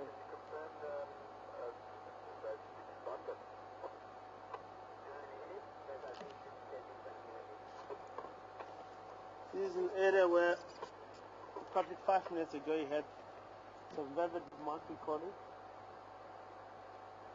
Possibilities of those youngsters are much still around. And the buffalo, all of them suddenly, after drinking, they're all moving out. It's quite large breeding herd of buffalo. Look at the thing, all headed north. Look at the side there. Something moving upon the sunset.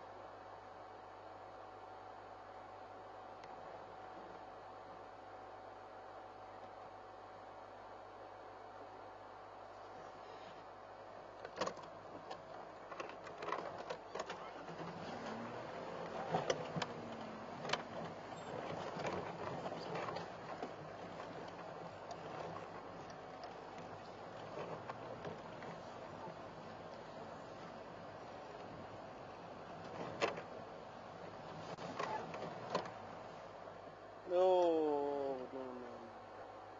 Sorry, gentlemen. Yeah, Patrick. The buffalo are not happy. I will move.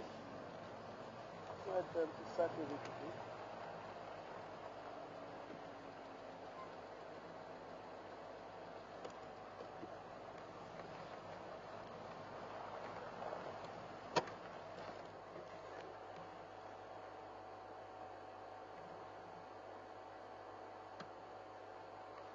That's beautiful area, guys, you can all witness. But I'm still a little bit checking around here. Because I've seen one of the buffalo, 2 of them. So look, they are interested in something. It might be a cat here. They spotted around. We'll go and have a look in that direction.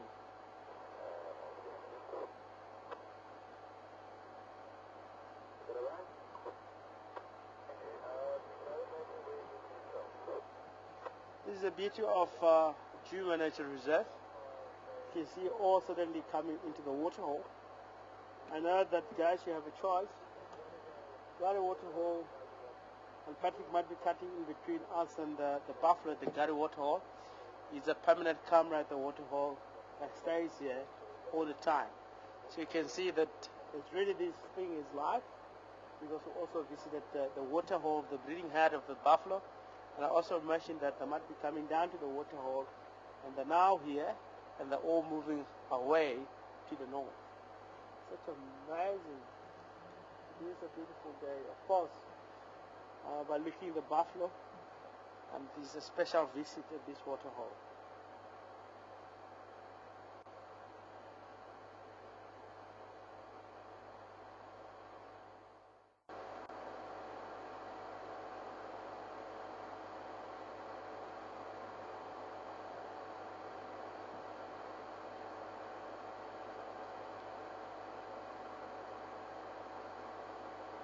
Oh, look at the buffalo swimming there.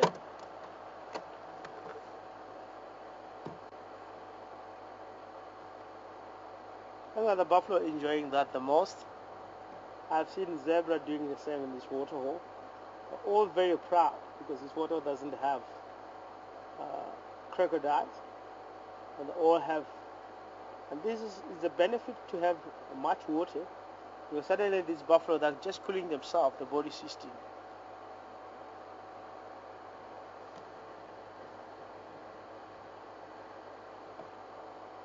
And most of them you can see the live swimming.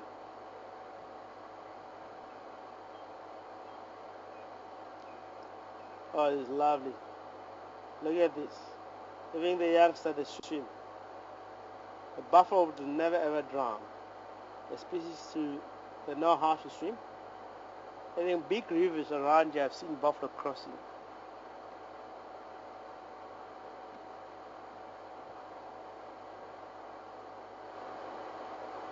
Yeah, this is beautiful.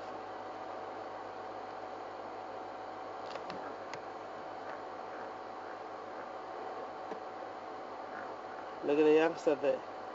Just a little bit back. There it is.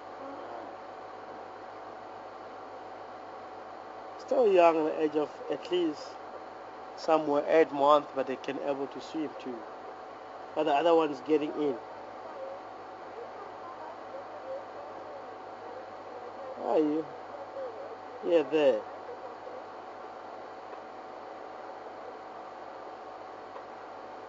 Oh, this is lovely.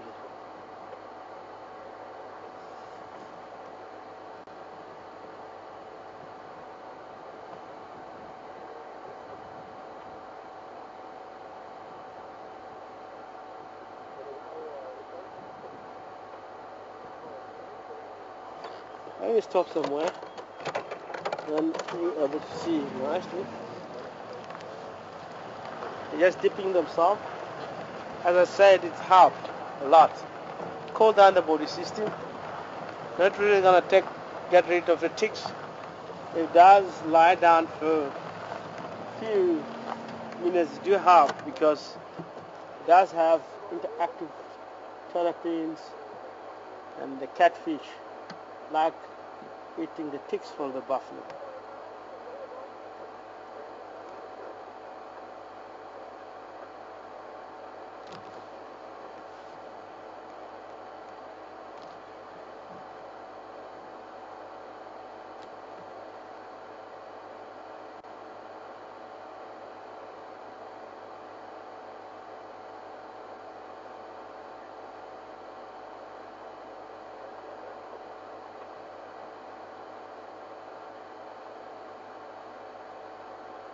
That is beautiful.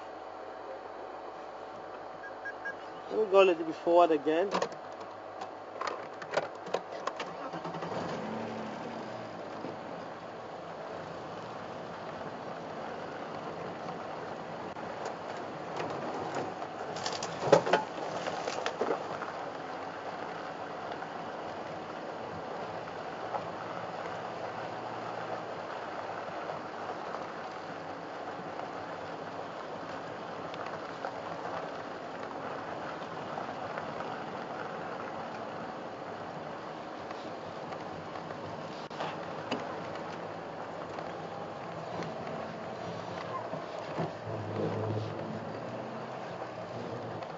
Okay,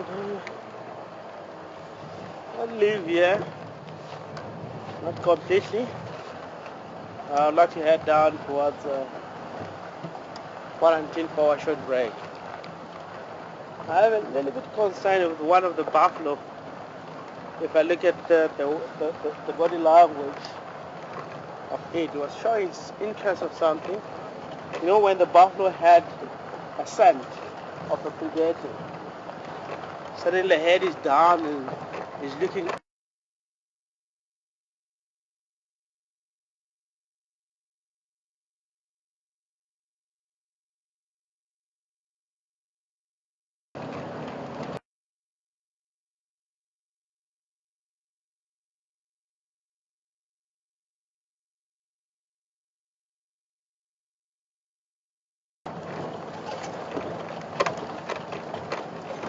don't think it's my eyes. Something somewhere here. Around the corner here. There's something moving here. Oh, it's a grey decker.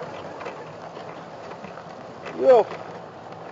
It was an excellent spotting. Did you think it was Yeah, I thought it's a leopard. But anyway, I won't blame because it was just around the corner. I will get to spot it nicely. I'm just hoping leopards somewhere here. We'll come back as a side here, specific in this area.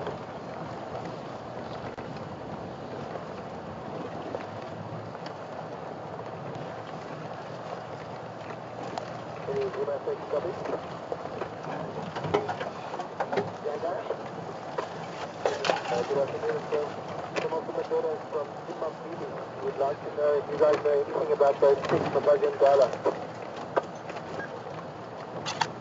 Yeah, boy, there's 6, I think. I hear like in Norfolk about it. I think someone go how far north from the boundary?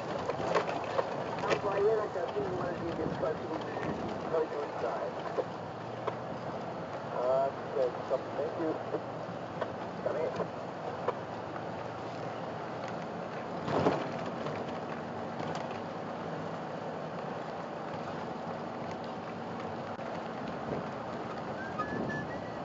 That's a beautiful area here.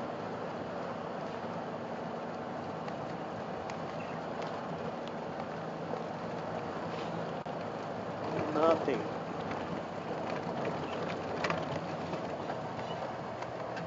Okay guys, what we're going to do now to stretch our legs and have a little bit of a break and refresh our mind, and we'll be cutting back to Gary Waterholes. After that we'll head back towards where the lion was spotted early this afternoon, the mud getting up and trying to move.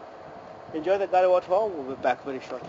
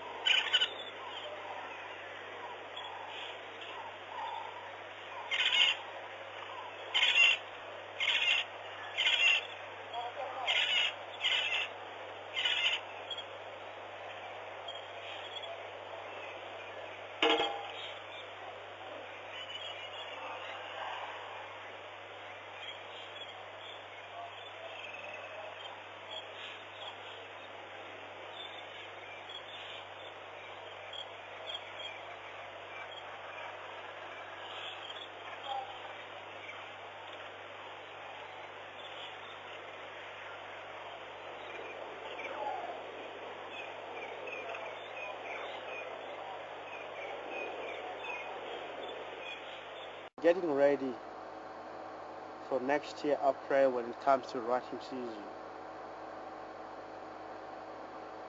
You know, one day I was going out with Peter. I mentioned a very good words that the more you practice, the more you're coming good. So I think this Impala, if you want to win the fight, get more practicing, then you'll become more good. So there himself, it does get to that mood of getting practice. But most of the time I've seen two Impala playing like this, they might end it into a very serious fight. When I'm talking about the rutting season, Impala is the only seasonal species when it comes to mating. Not like other that they don't have seasons. This specific is only March, April, where they're going to mate. And they call that season a rutting season. The reason why they do call it rutting season, they made a lot of grunting voice, like rutting.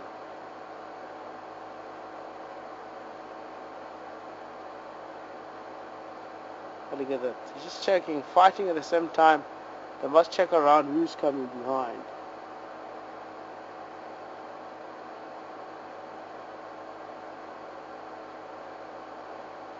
What's going on here?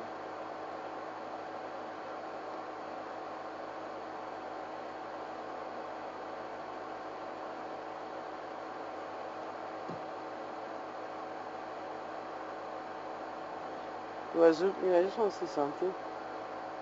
We're zooming again. The waterbuck. Two waterbuck walking. You know why? I'm very much confused, Herman. I'm looking for those two Impala fighting there. There's a two there. And I find it is too slow because those one there, those one are stopped. And those one are fighting and those one are stopped. And when I look at here, it doesn't match. I was like completely,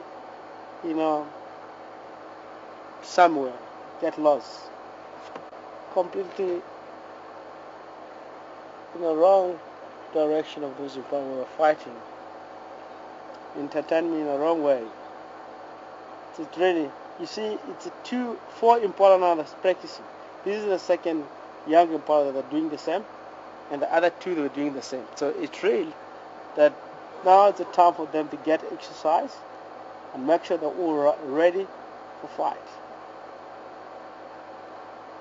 It's very dangerous. Impala sometimes they can really kill one another from the fight.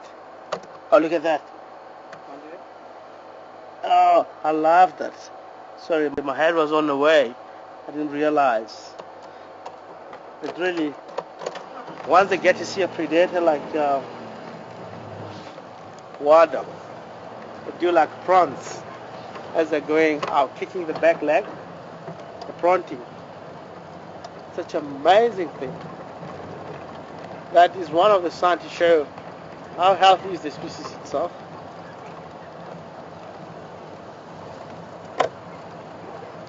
Let me go this way. I'll come back. One more look on the youngster and heading down towards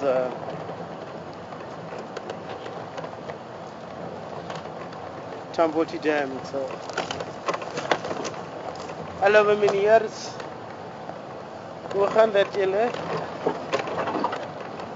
I'm speaking another language that is part of Africa, one of the languages that you may find in South Africa.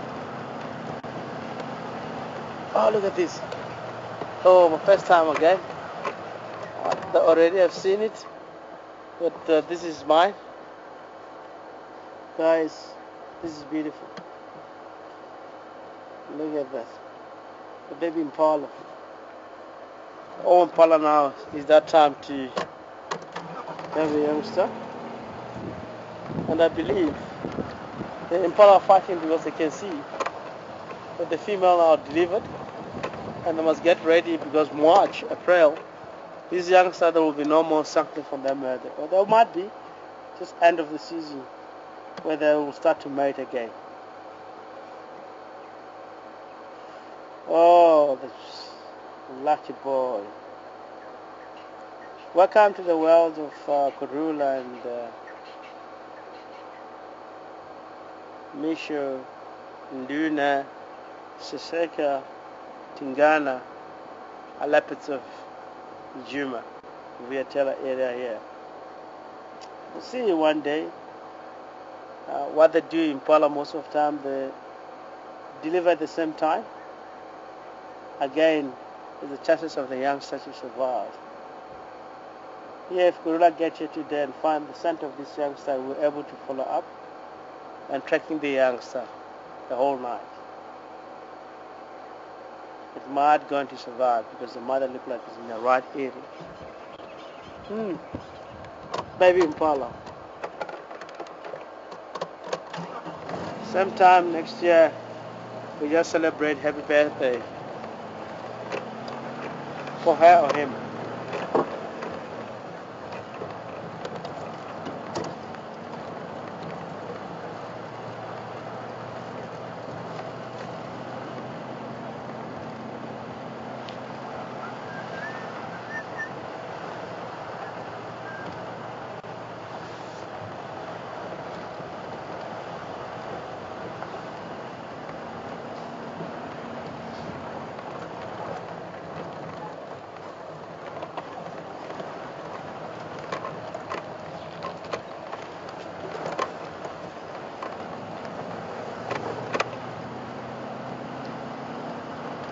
Very indication of a summer getting in pilots, giving back. Everything have changed nowadays. By this time of the year, about 10 years back, this area, but by now, it will be thick already.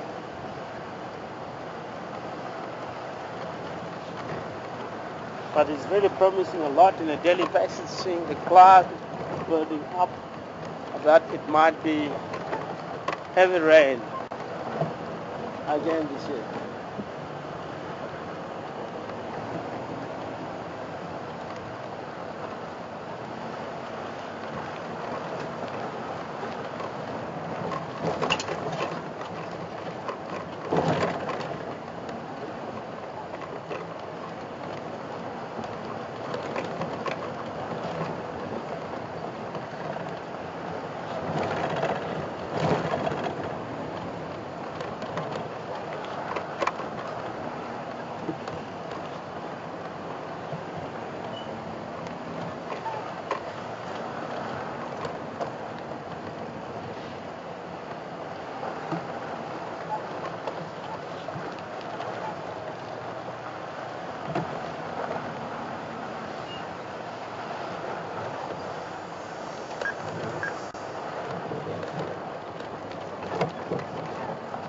Station was done. Anything further?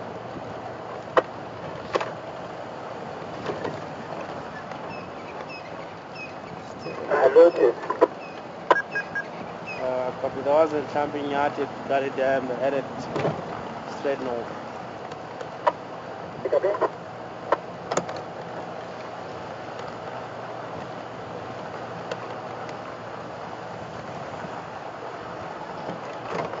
Is there any station that is going to check on that in Shambi or on that Ingala?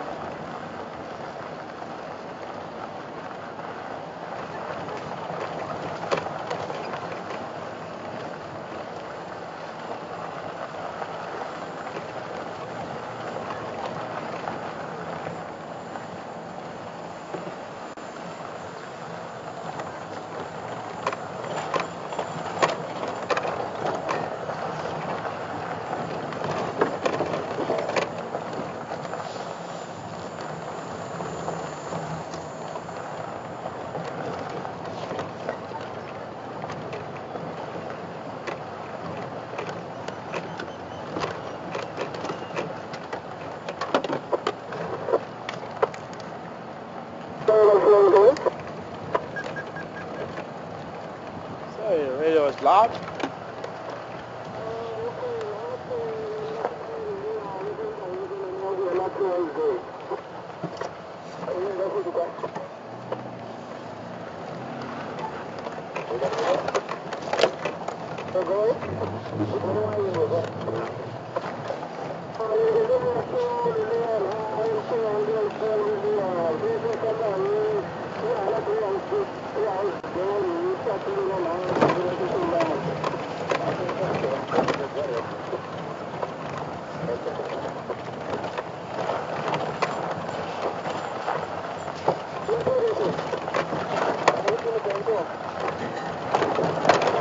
Yebo, mina Zulu wena baba. If you don't mind, Million, you can stand by there for 2 minutes. I'm on, approaching Angas's house. I will be there shortly.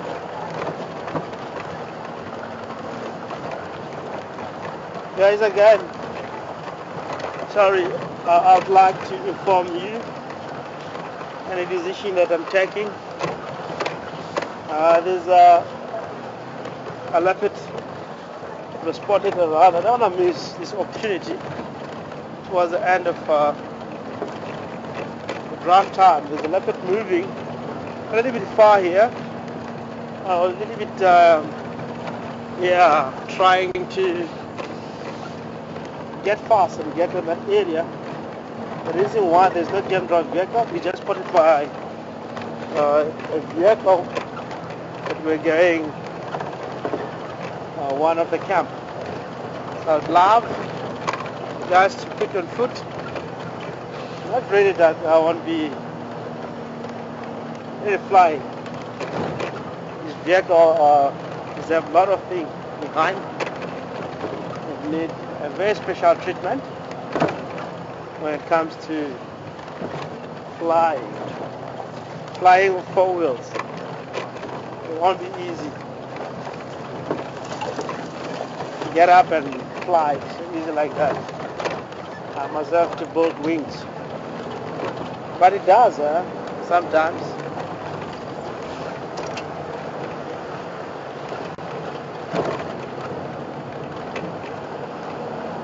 Woohoo, we'll be lucky.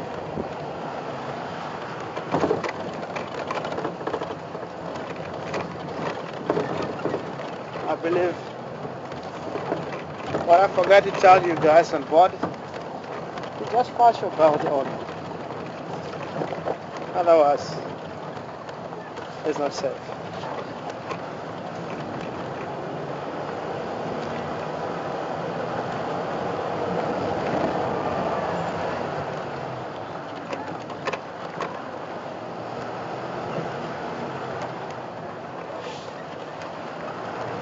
At least at last,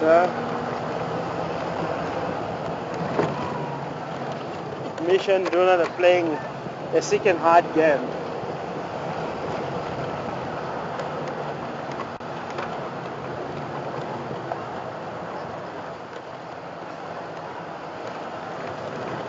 Okay, anyone? There's a question from chat room. Is there any black leopards around in the area? Thank you. I haven't had the word from the world. Bless you. We don't have black panther in the area, but I'll never ever say it. We don't have. So what happened? What I had, there's a black leopard down on the escarpment. Again, was involved in the project of finding or filming the black leopard. But I haven't had that in service center we have a black leopard.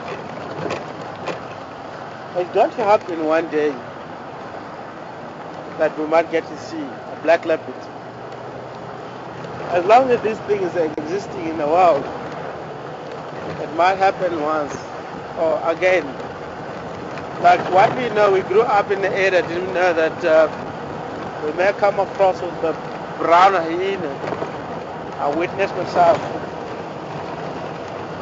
I said again, Henry was spotted a black rhinos about a couple of weeks ago, 2 weeks ago, if I'm not, 2 weeks ago. and I was 2 to 3 weeks. I only had is a black runner that used to walk Gary Main, but hadn't relocated them here. So the question in the chat room, whoever I forwarded, I haven't just had in South Vicent, but in Lightenberg area there was. So it means in South Africa's black leopard are existing in some part of area. So what do we have here? I'd like to show you.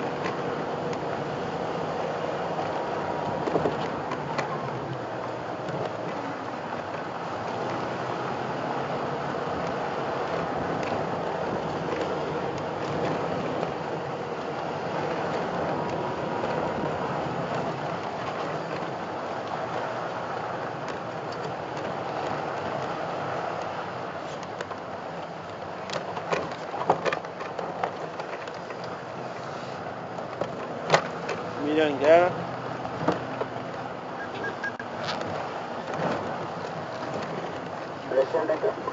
Yeah, well.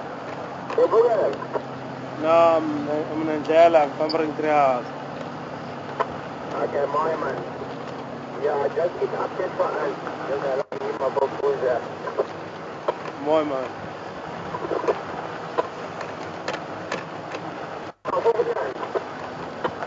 I haven't booked yet. I'm on Angela heading towards 3 hours there. Let me know soon. Book yet.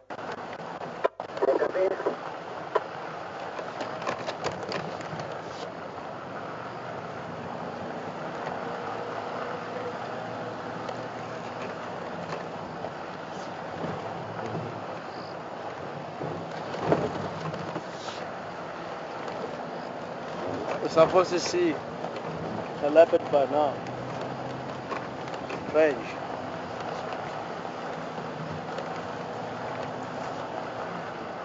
I had the bats calling from the other side. The leopard won't keep on the road all the time.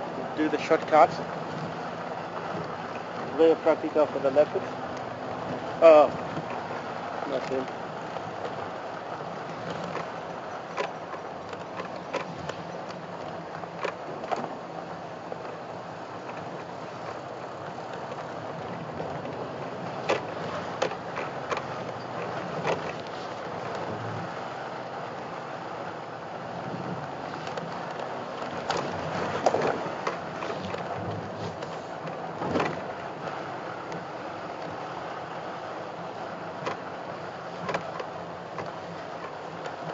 Let's see hyena here. Hyena. There's a leopard. See there. I don't know, this is a hyena, guys, yeah. The hyena. Before the leopard disappear, guys, you see he's darting into the bush. I just want to get there in time. Another relaxed leopard, you can see it there. Yeah. Well, I can't get it on camera yet, but I think it's close. My daughter. Yeah, bro.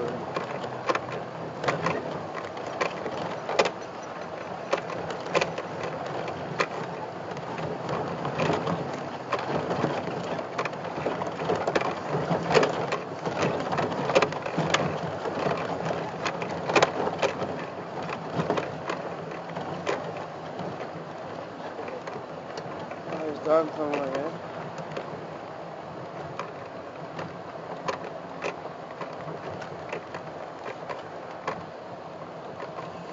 He's in there. I think it's over there. Yeah.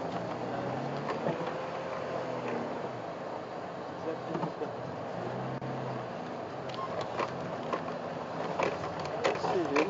You get him from the damn room. We'll try that.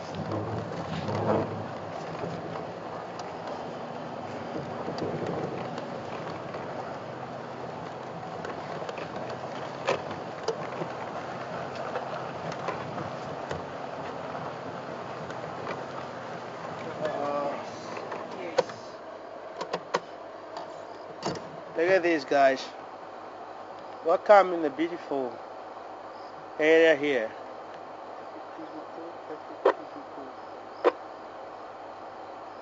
This is amazing. We've been looking for leopard, and we are lucky now we're getting these leopards here. A very big looking male. We're not sure whether it's Mafufunyane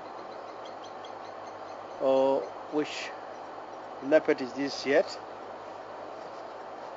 And the guys have spotted Mafufunyane fairly this week around here in and out. Media was just saying Mafufunyane in the area. Whether it's Ambili or dance, I'm not sure.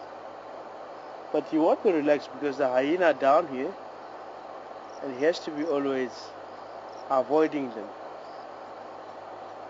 It won't be Mafufunyane, I don't believe. Oh, look at this, a live leopard in Juma Game Reserve.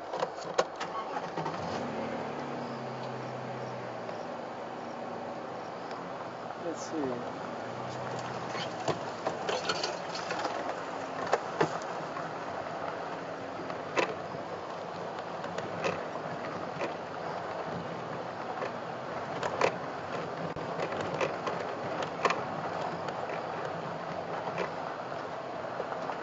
Let's wait for him.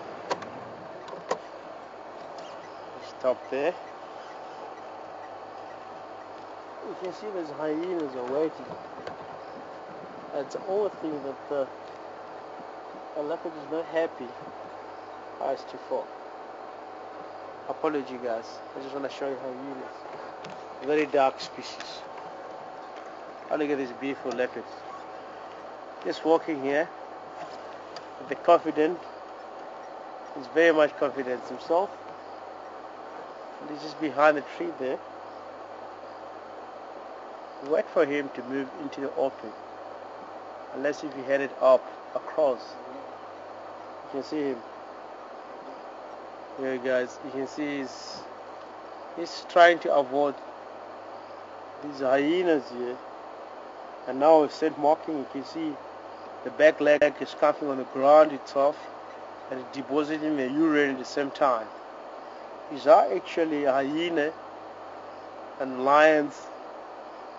For instance, is how the leopard communicate. And sometimes how the hyena and the leopard get to know the leopard is fresh. A part of a defecation sometimes, if you do that, is necessary to keep the sand revived in the area, to know about the same gender of the same species, that he is a dominant male. It's such a beautiful, amazing, big shoulder leopard. You can see he's even trying to crouch a little bit down low. He doesn't want to be more visible. If you walk with the crowd, then it will be easy to get spotted around.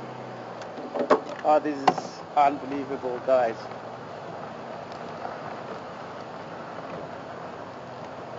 Yeah, we look at this Madeda Ingwe. He's now moving westwards on the treehouse dam. We'll keep you updated.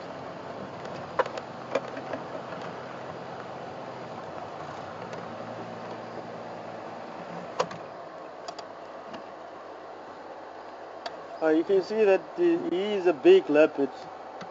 To analyze a young male leopard and a big leopard, that he is in the prime, he just looked underneath the chin. So he does have it's called the julep. That is unbelievable. Sorry for the light.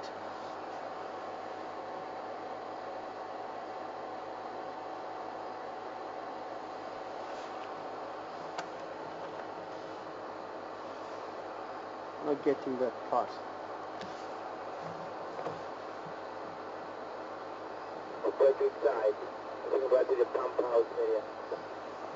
Patrick, if it does copy me, I'm not copying you at all.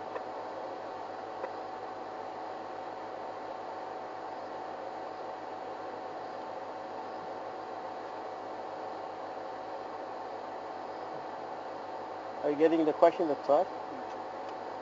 I had that question from Nancy. Nancy, apology. We don't get contact with funnel control due to the technical problem.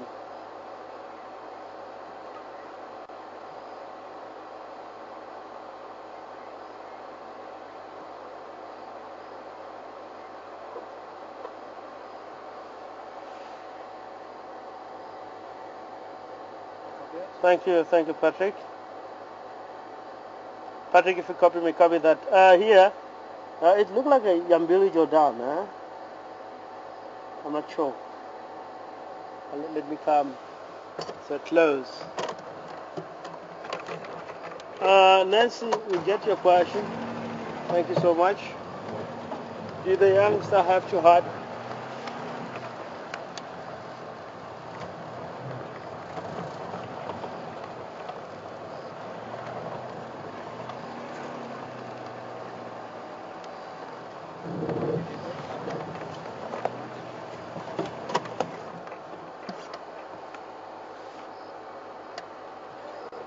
Thank you, Nancy. You're asking, do mission Duna, or you are referring to cubs, the only cubs that we have here, that they have to hide away because of this dominant male that is in the area. It's not all the time, Nancy, that the youngster have to hide away. Sometimes they do feel like they can, but what they can do, they can avoid a dominant male, more especially if they're not related. Is where the question of hiding it will take place. It's not all the time that they have to go away, hide away. You might find that they are related somehow, and sometimes something that might happen at night that even these male do know mission Duna, they have introduced to the dominant male leopard, so he doesn't have problem to have them around also into the area. So leopard sometimes, yeah, it does. They have that behavior of once if the youngster or not related, they might get to kill one another.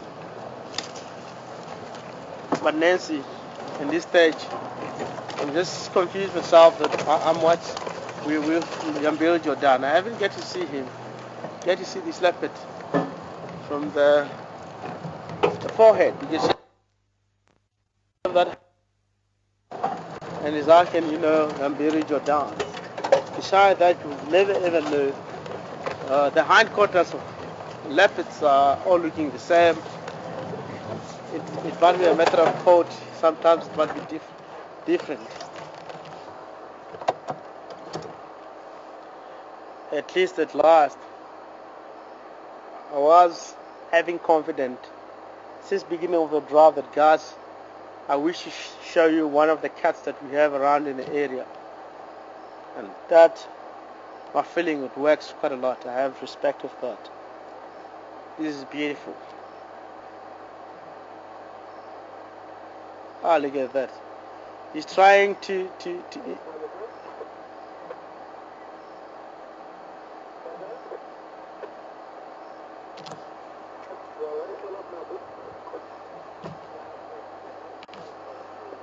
But I didn't copy you. I had the children says you can come again.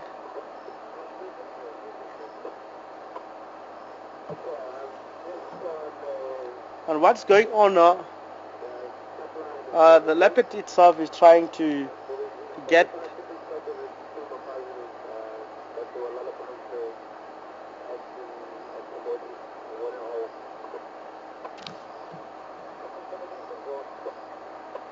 Patrick.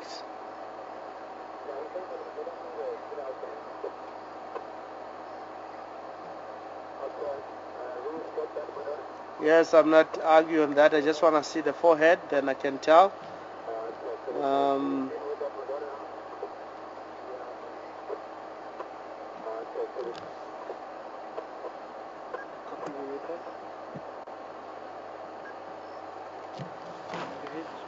I'm just saying, thank you, Sharon, but I was just saying, let me check the forehead of this leopard to see whether it's Jordan or Mafufunyane.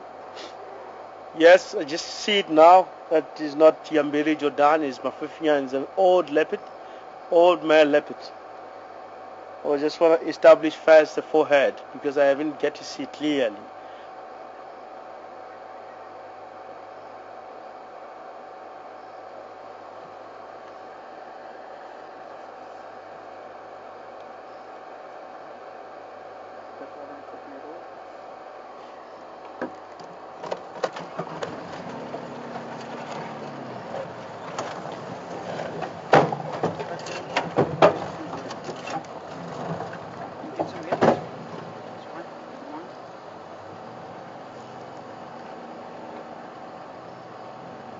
Thank you, Mark. Welcome back on the live. We have Mafufunyane right here. He looks like he is up to something. Not really hunting, but he looks like he's following the scent of the female. He was doing the flaming not so long. It's something that he can also, it's something that he can only get from the scent of the female. Patrick, go ahead.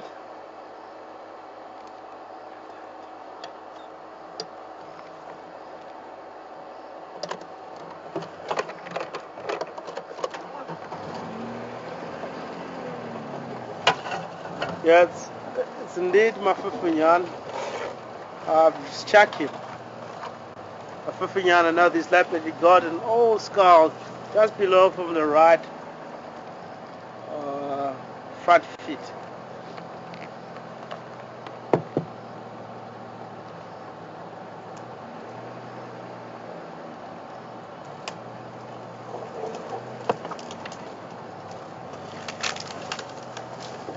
Someone asking how old is Mafufunyane?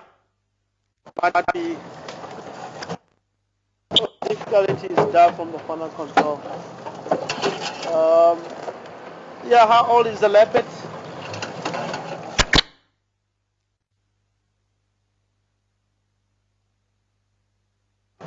Comes through loud and clear, Patrick.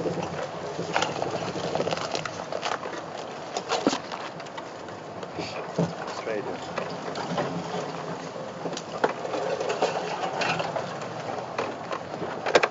The edge of Mafufunyane is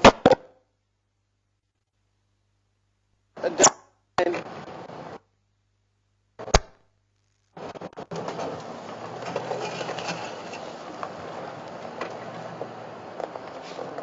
back.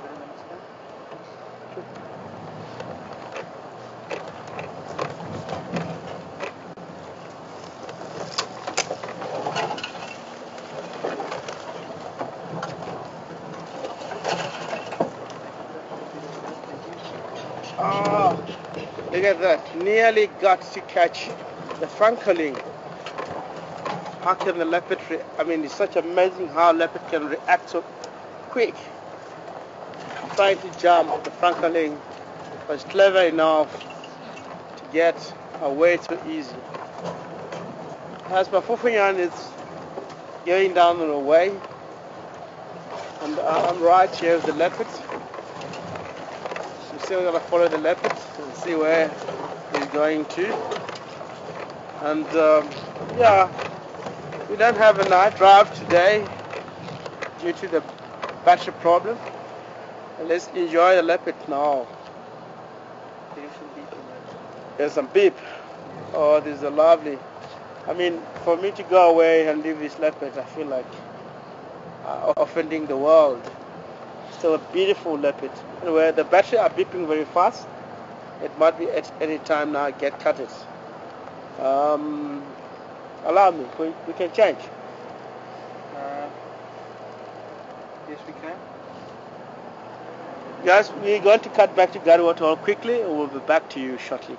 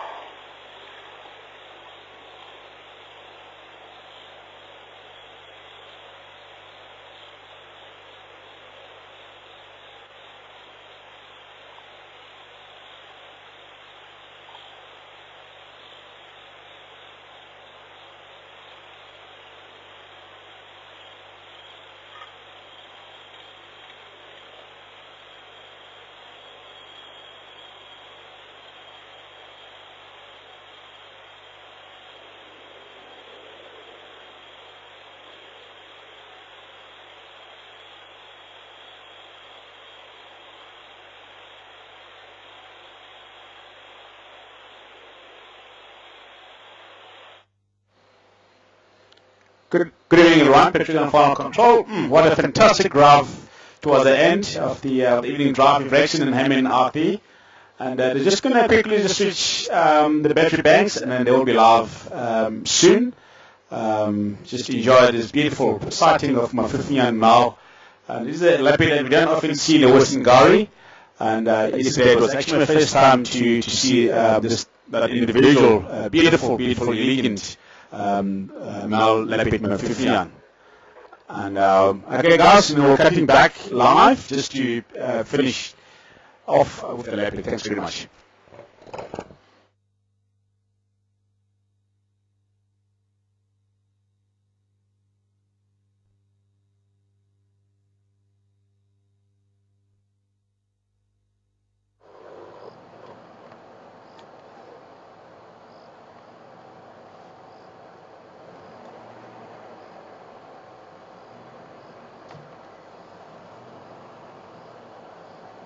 Copy, thank you.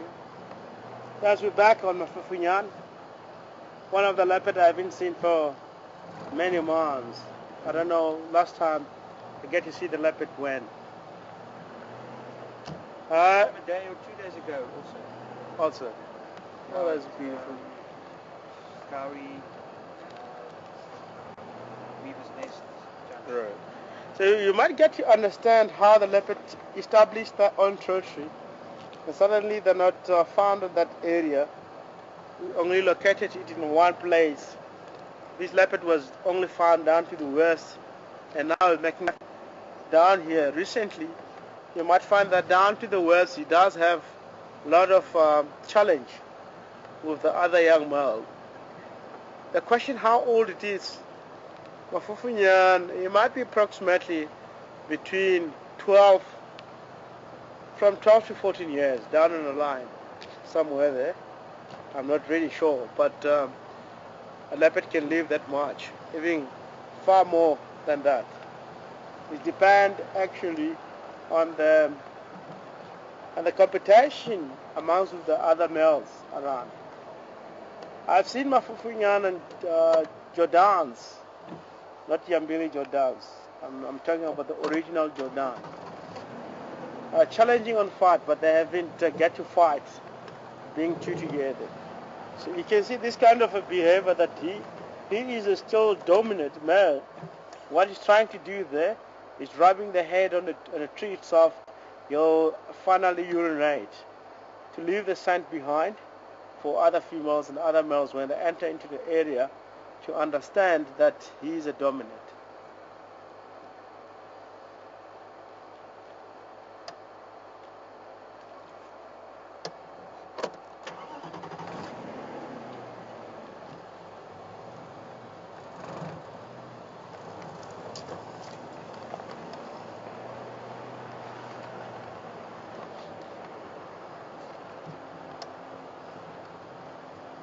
And remember, last week, they've seen your dance with a female leopard that they haven't even described who was.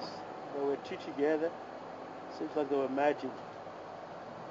So he's actually back into the area, and he looked like he's going to, what is that?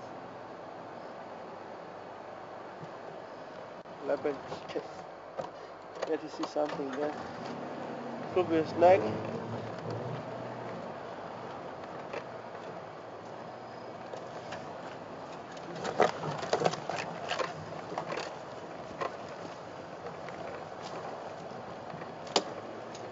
Look, that's it.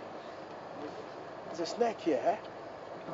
Mozambican cobra, huh? Is it? I can't see it. It's here, down here, the black colors and the grey colors, down here, zoom in. Okay. Zoom in there. You can see. There, that's the head. Oh, this is amazing. Yes, you're right. Guys, mark is for on a fauna country. I'm not really good on my snake, but it looked like, yeah, Mozambican spitting cobra. I'm not mistaken. Oh, look at this. It's scary, huh? That's reason the leopard was just backing back slowly, and he's Off you go.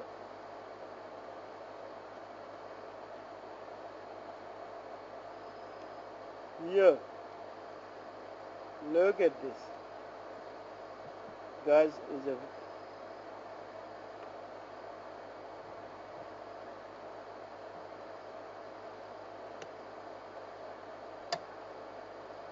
is, to be honest, if you go there, you're dead. Tomorrow you will be no longer Rexing. You will be no longer.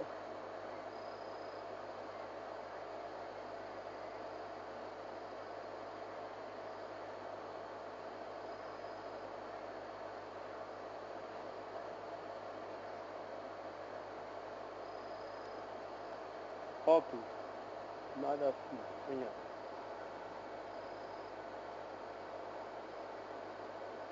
Oh, look at the snake. Yeah? Suddenly get to see us. He's going. Off he goes. Okay, guys. I'm not fond of the snakes. Let me go.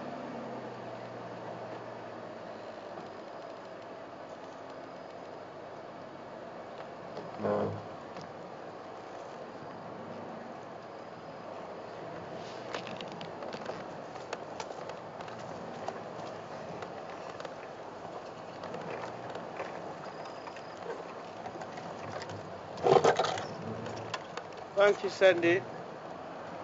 Sandy, thank you so much for that info. Sandy, she is coming back on 2010 here at VHL. Oh, such amazing, Sandy, to have this.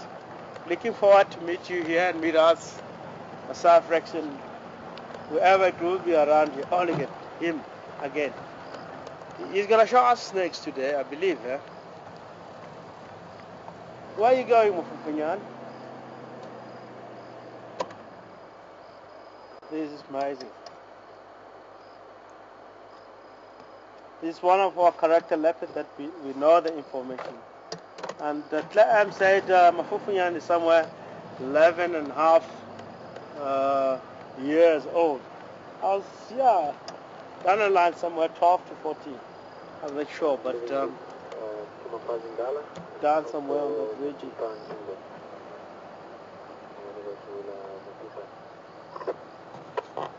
Where the Mapimpan? Just south of about the dam on Fabric. Oh my man, we have Mafufunyane here. He's heading to the west. Okay, yeah, I've been calling you for Bali. How many more of it? Just myself. Oh, okay, probably thanks. I'll stick around with this young one. Oh, look at this, beautiful.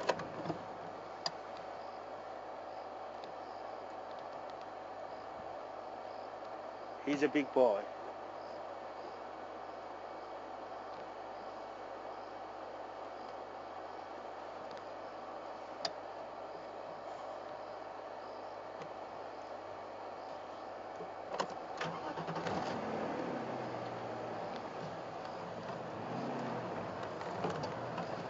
As the snakes are getting active today, and I believe maybe a lot of things that will also be active. Karula youngster, they were located, and we were headed in the right direction. I believe if we headed down more towards the Tamboti Dam.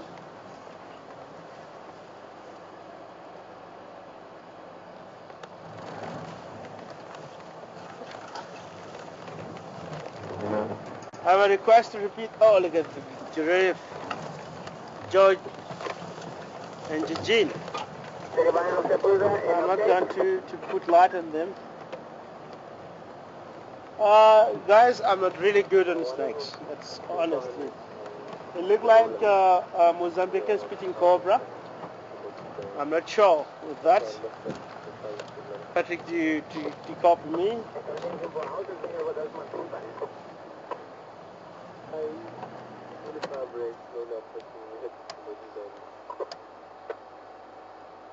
What you are right is we have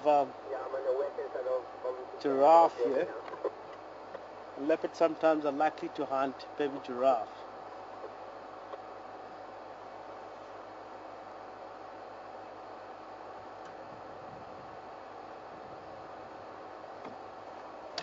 go forward. He's going to the thick bushes. I don't think we're able to keep him. We might lose him at any time. So if we cross this road here, so go a little bit and get a front shot of him coming towards the camera. Not possible.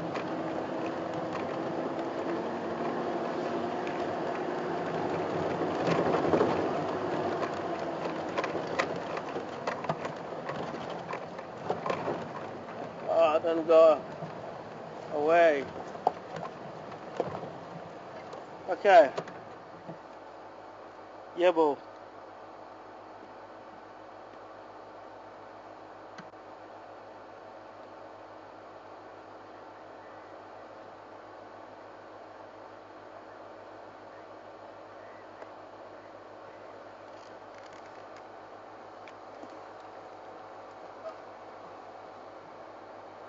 Oh, that's a big and crazy.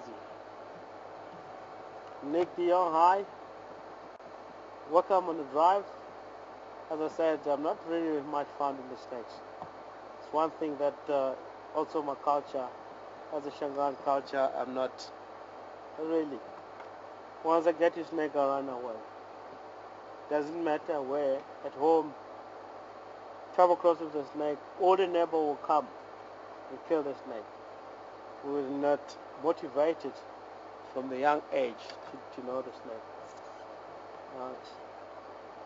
He said it's a spitting cobra.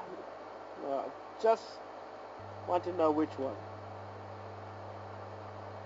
The common one. And of course it's a spitting cobra. I've seen it. I was just confused because I checked those dark colors. I thought it's Mozambican spitting cobra. Okay guys, it's the end of the leopardo. He's moving away into the thick bush. I wasn't able to keep that leopard. Mafufunyane is cutting across the block of Philemon's cut line. He might come out somewhere, Zoe's Road. I'm not going to follow the leopard because it's moving in a very thick stuff. Anyone that is interested, try to check Zoe's Road, south of the hyena again, old Isikaya.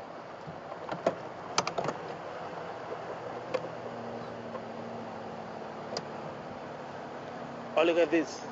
The hyena suddenly are behind. Guys, we all talk about on a daily basis the hyena. All the time they give a leopard a little bit of a distance and a leopard to hunt and have freedom, while the hyena are coming behind. Once the leopard kills something, the hyena will be in and steal the mate away. So look at this. They're using a very clever method. You just drag yourself behind. Seems like you're not interested. Let the hyena do the business of hunting and he come and scavenge. You really understand why we said the hyena in the area, they are playing a big role on scavenging. Look at that tail, what that the second hyena doing. It's to show the interest that they're having a little bit of a custom behind. Suddenly they are trying to follow him behind, that they might rob the leopard once he bring something down. Away the hyenas crossing behind us. One is just stood in front of us. I have a big head, it's blocking all the view. I'm sure I'm the one that have a big head. The second one and the crew, guys, you might choose who will be. I don't want to choose myself, otherwise I might offend someone, then I get punched. No, I'm teasing.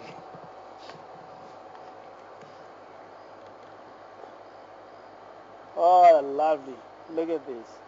Guys, this is beautiful. A very productive afternoon drive. Just towards the end of a drive. Do you have a feeling that you can? We'll try to follow it. But anyway, we're in a second bank now. That it won't last. If I want to follow that leopard, it might be from here. now I believe I have only 10 minutes or 15 minutes left on the batteries themselves. Guys, I just want to thank you very much whoever joined us today. I'm very dark, let me put my hat. Then it will be a little bit of shining and give a laugh in my face. So it's really a very good game drive, very much productive. I hope we have all enjoyed, and thank you Claire M and everyone. Sunday we're gonna come. We'll get to meet you around here when you come in 2010. World Cup will be in South Africa. It will be busy. I hope we're going to meet a lot of people that visited us on our entertainment here in Wild F. From myself, Rection, this afternoon, and Hammond behind the camera, and Patrick on the final control. We're saying good night.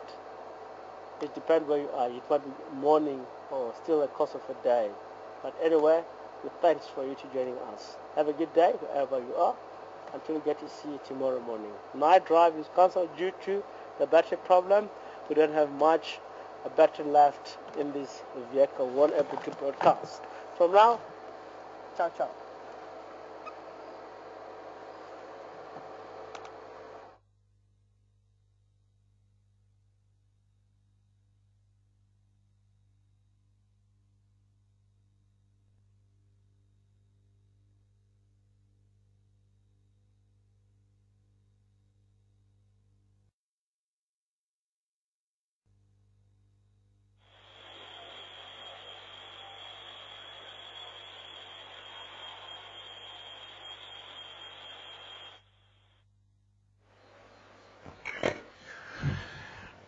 Good evening, everyone. What a spectacular afternoon drive with Rexon presenting him behind the camera. Oh, it was absolutely stunning drive on my side. Basically, towards the end of the drive, that Mafufunyane male leopard was absolutely fantastic. Other than that, guys, thanks very much for joining us, for all your comments and the questions that you sent through to final control. And thanks very much for everything. And good night. So just before I forget, and Rexon also did an announcement on the draft that there will be no night draft tonight, just due to the lack of battery power on the vehicle. And unfortunately, we would like to apologize for that inconvenience. And yeah, there will be no night draft tonight. Just enjoy yourselves, and we'll see you guys tomorrow. Bye.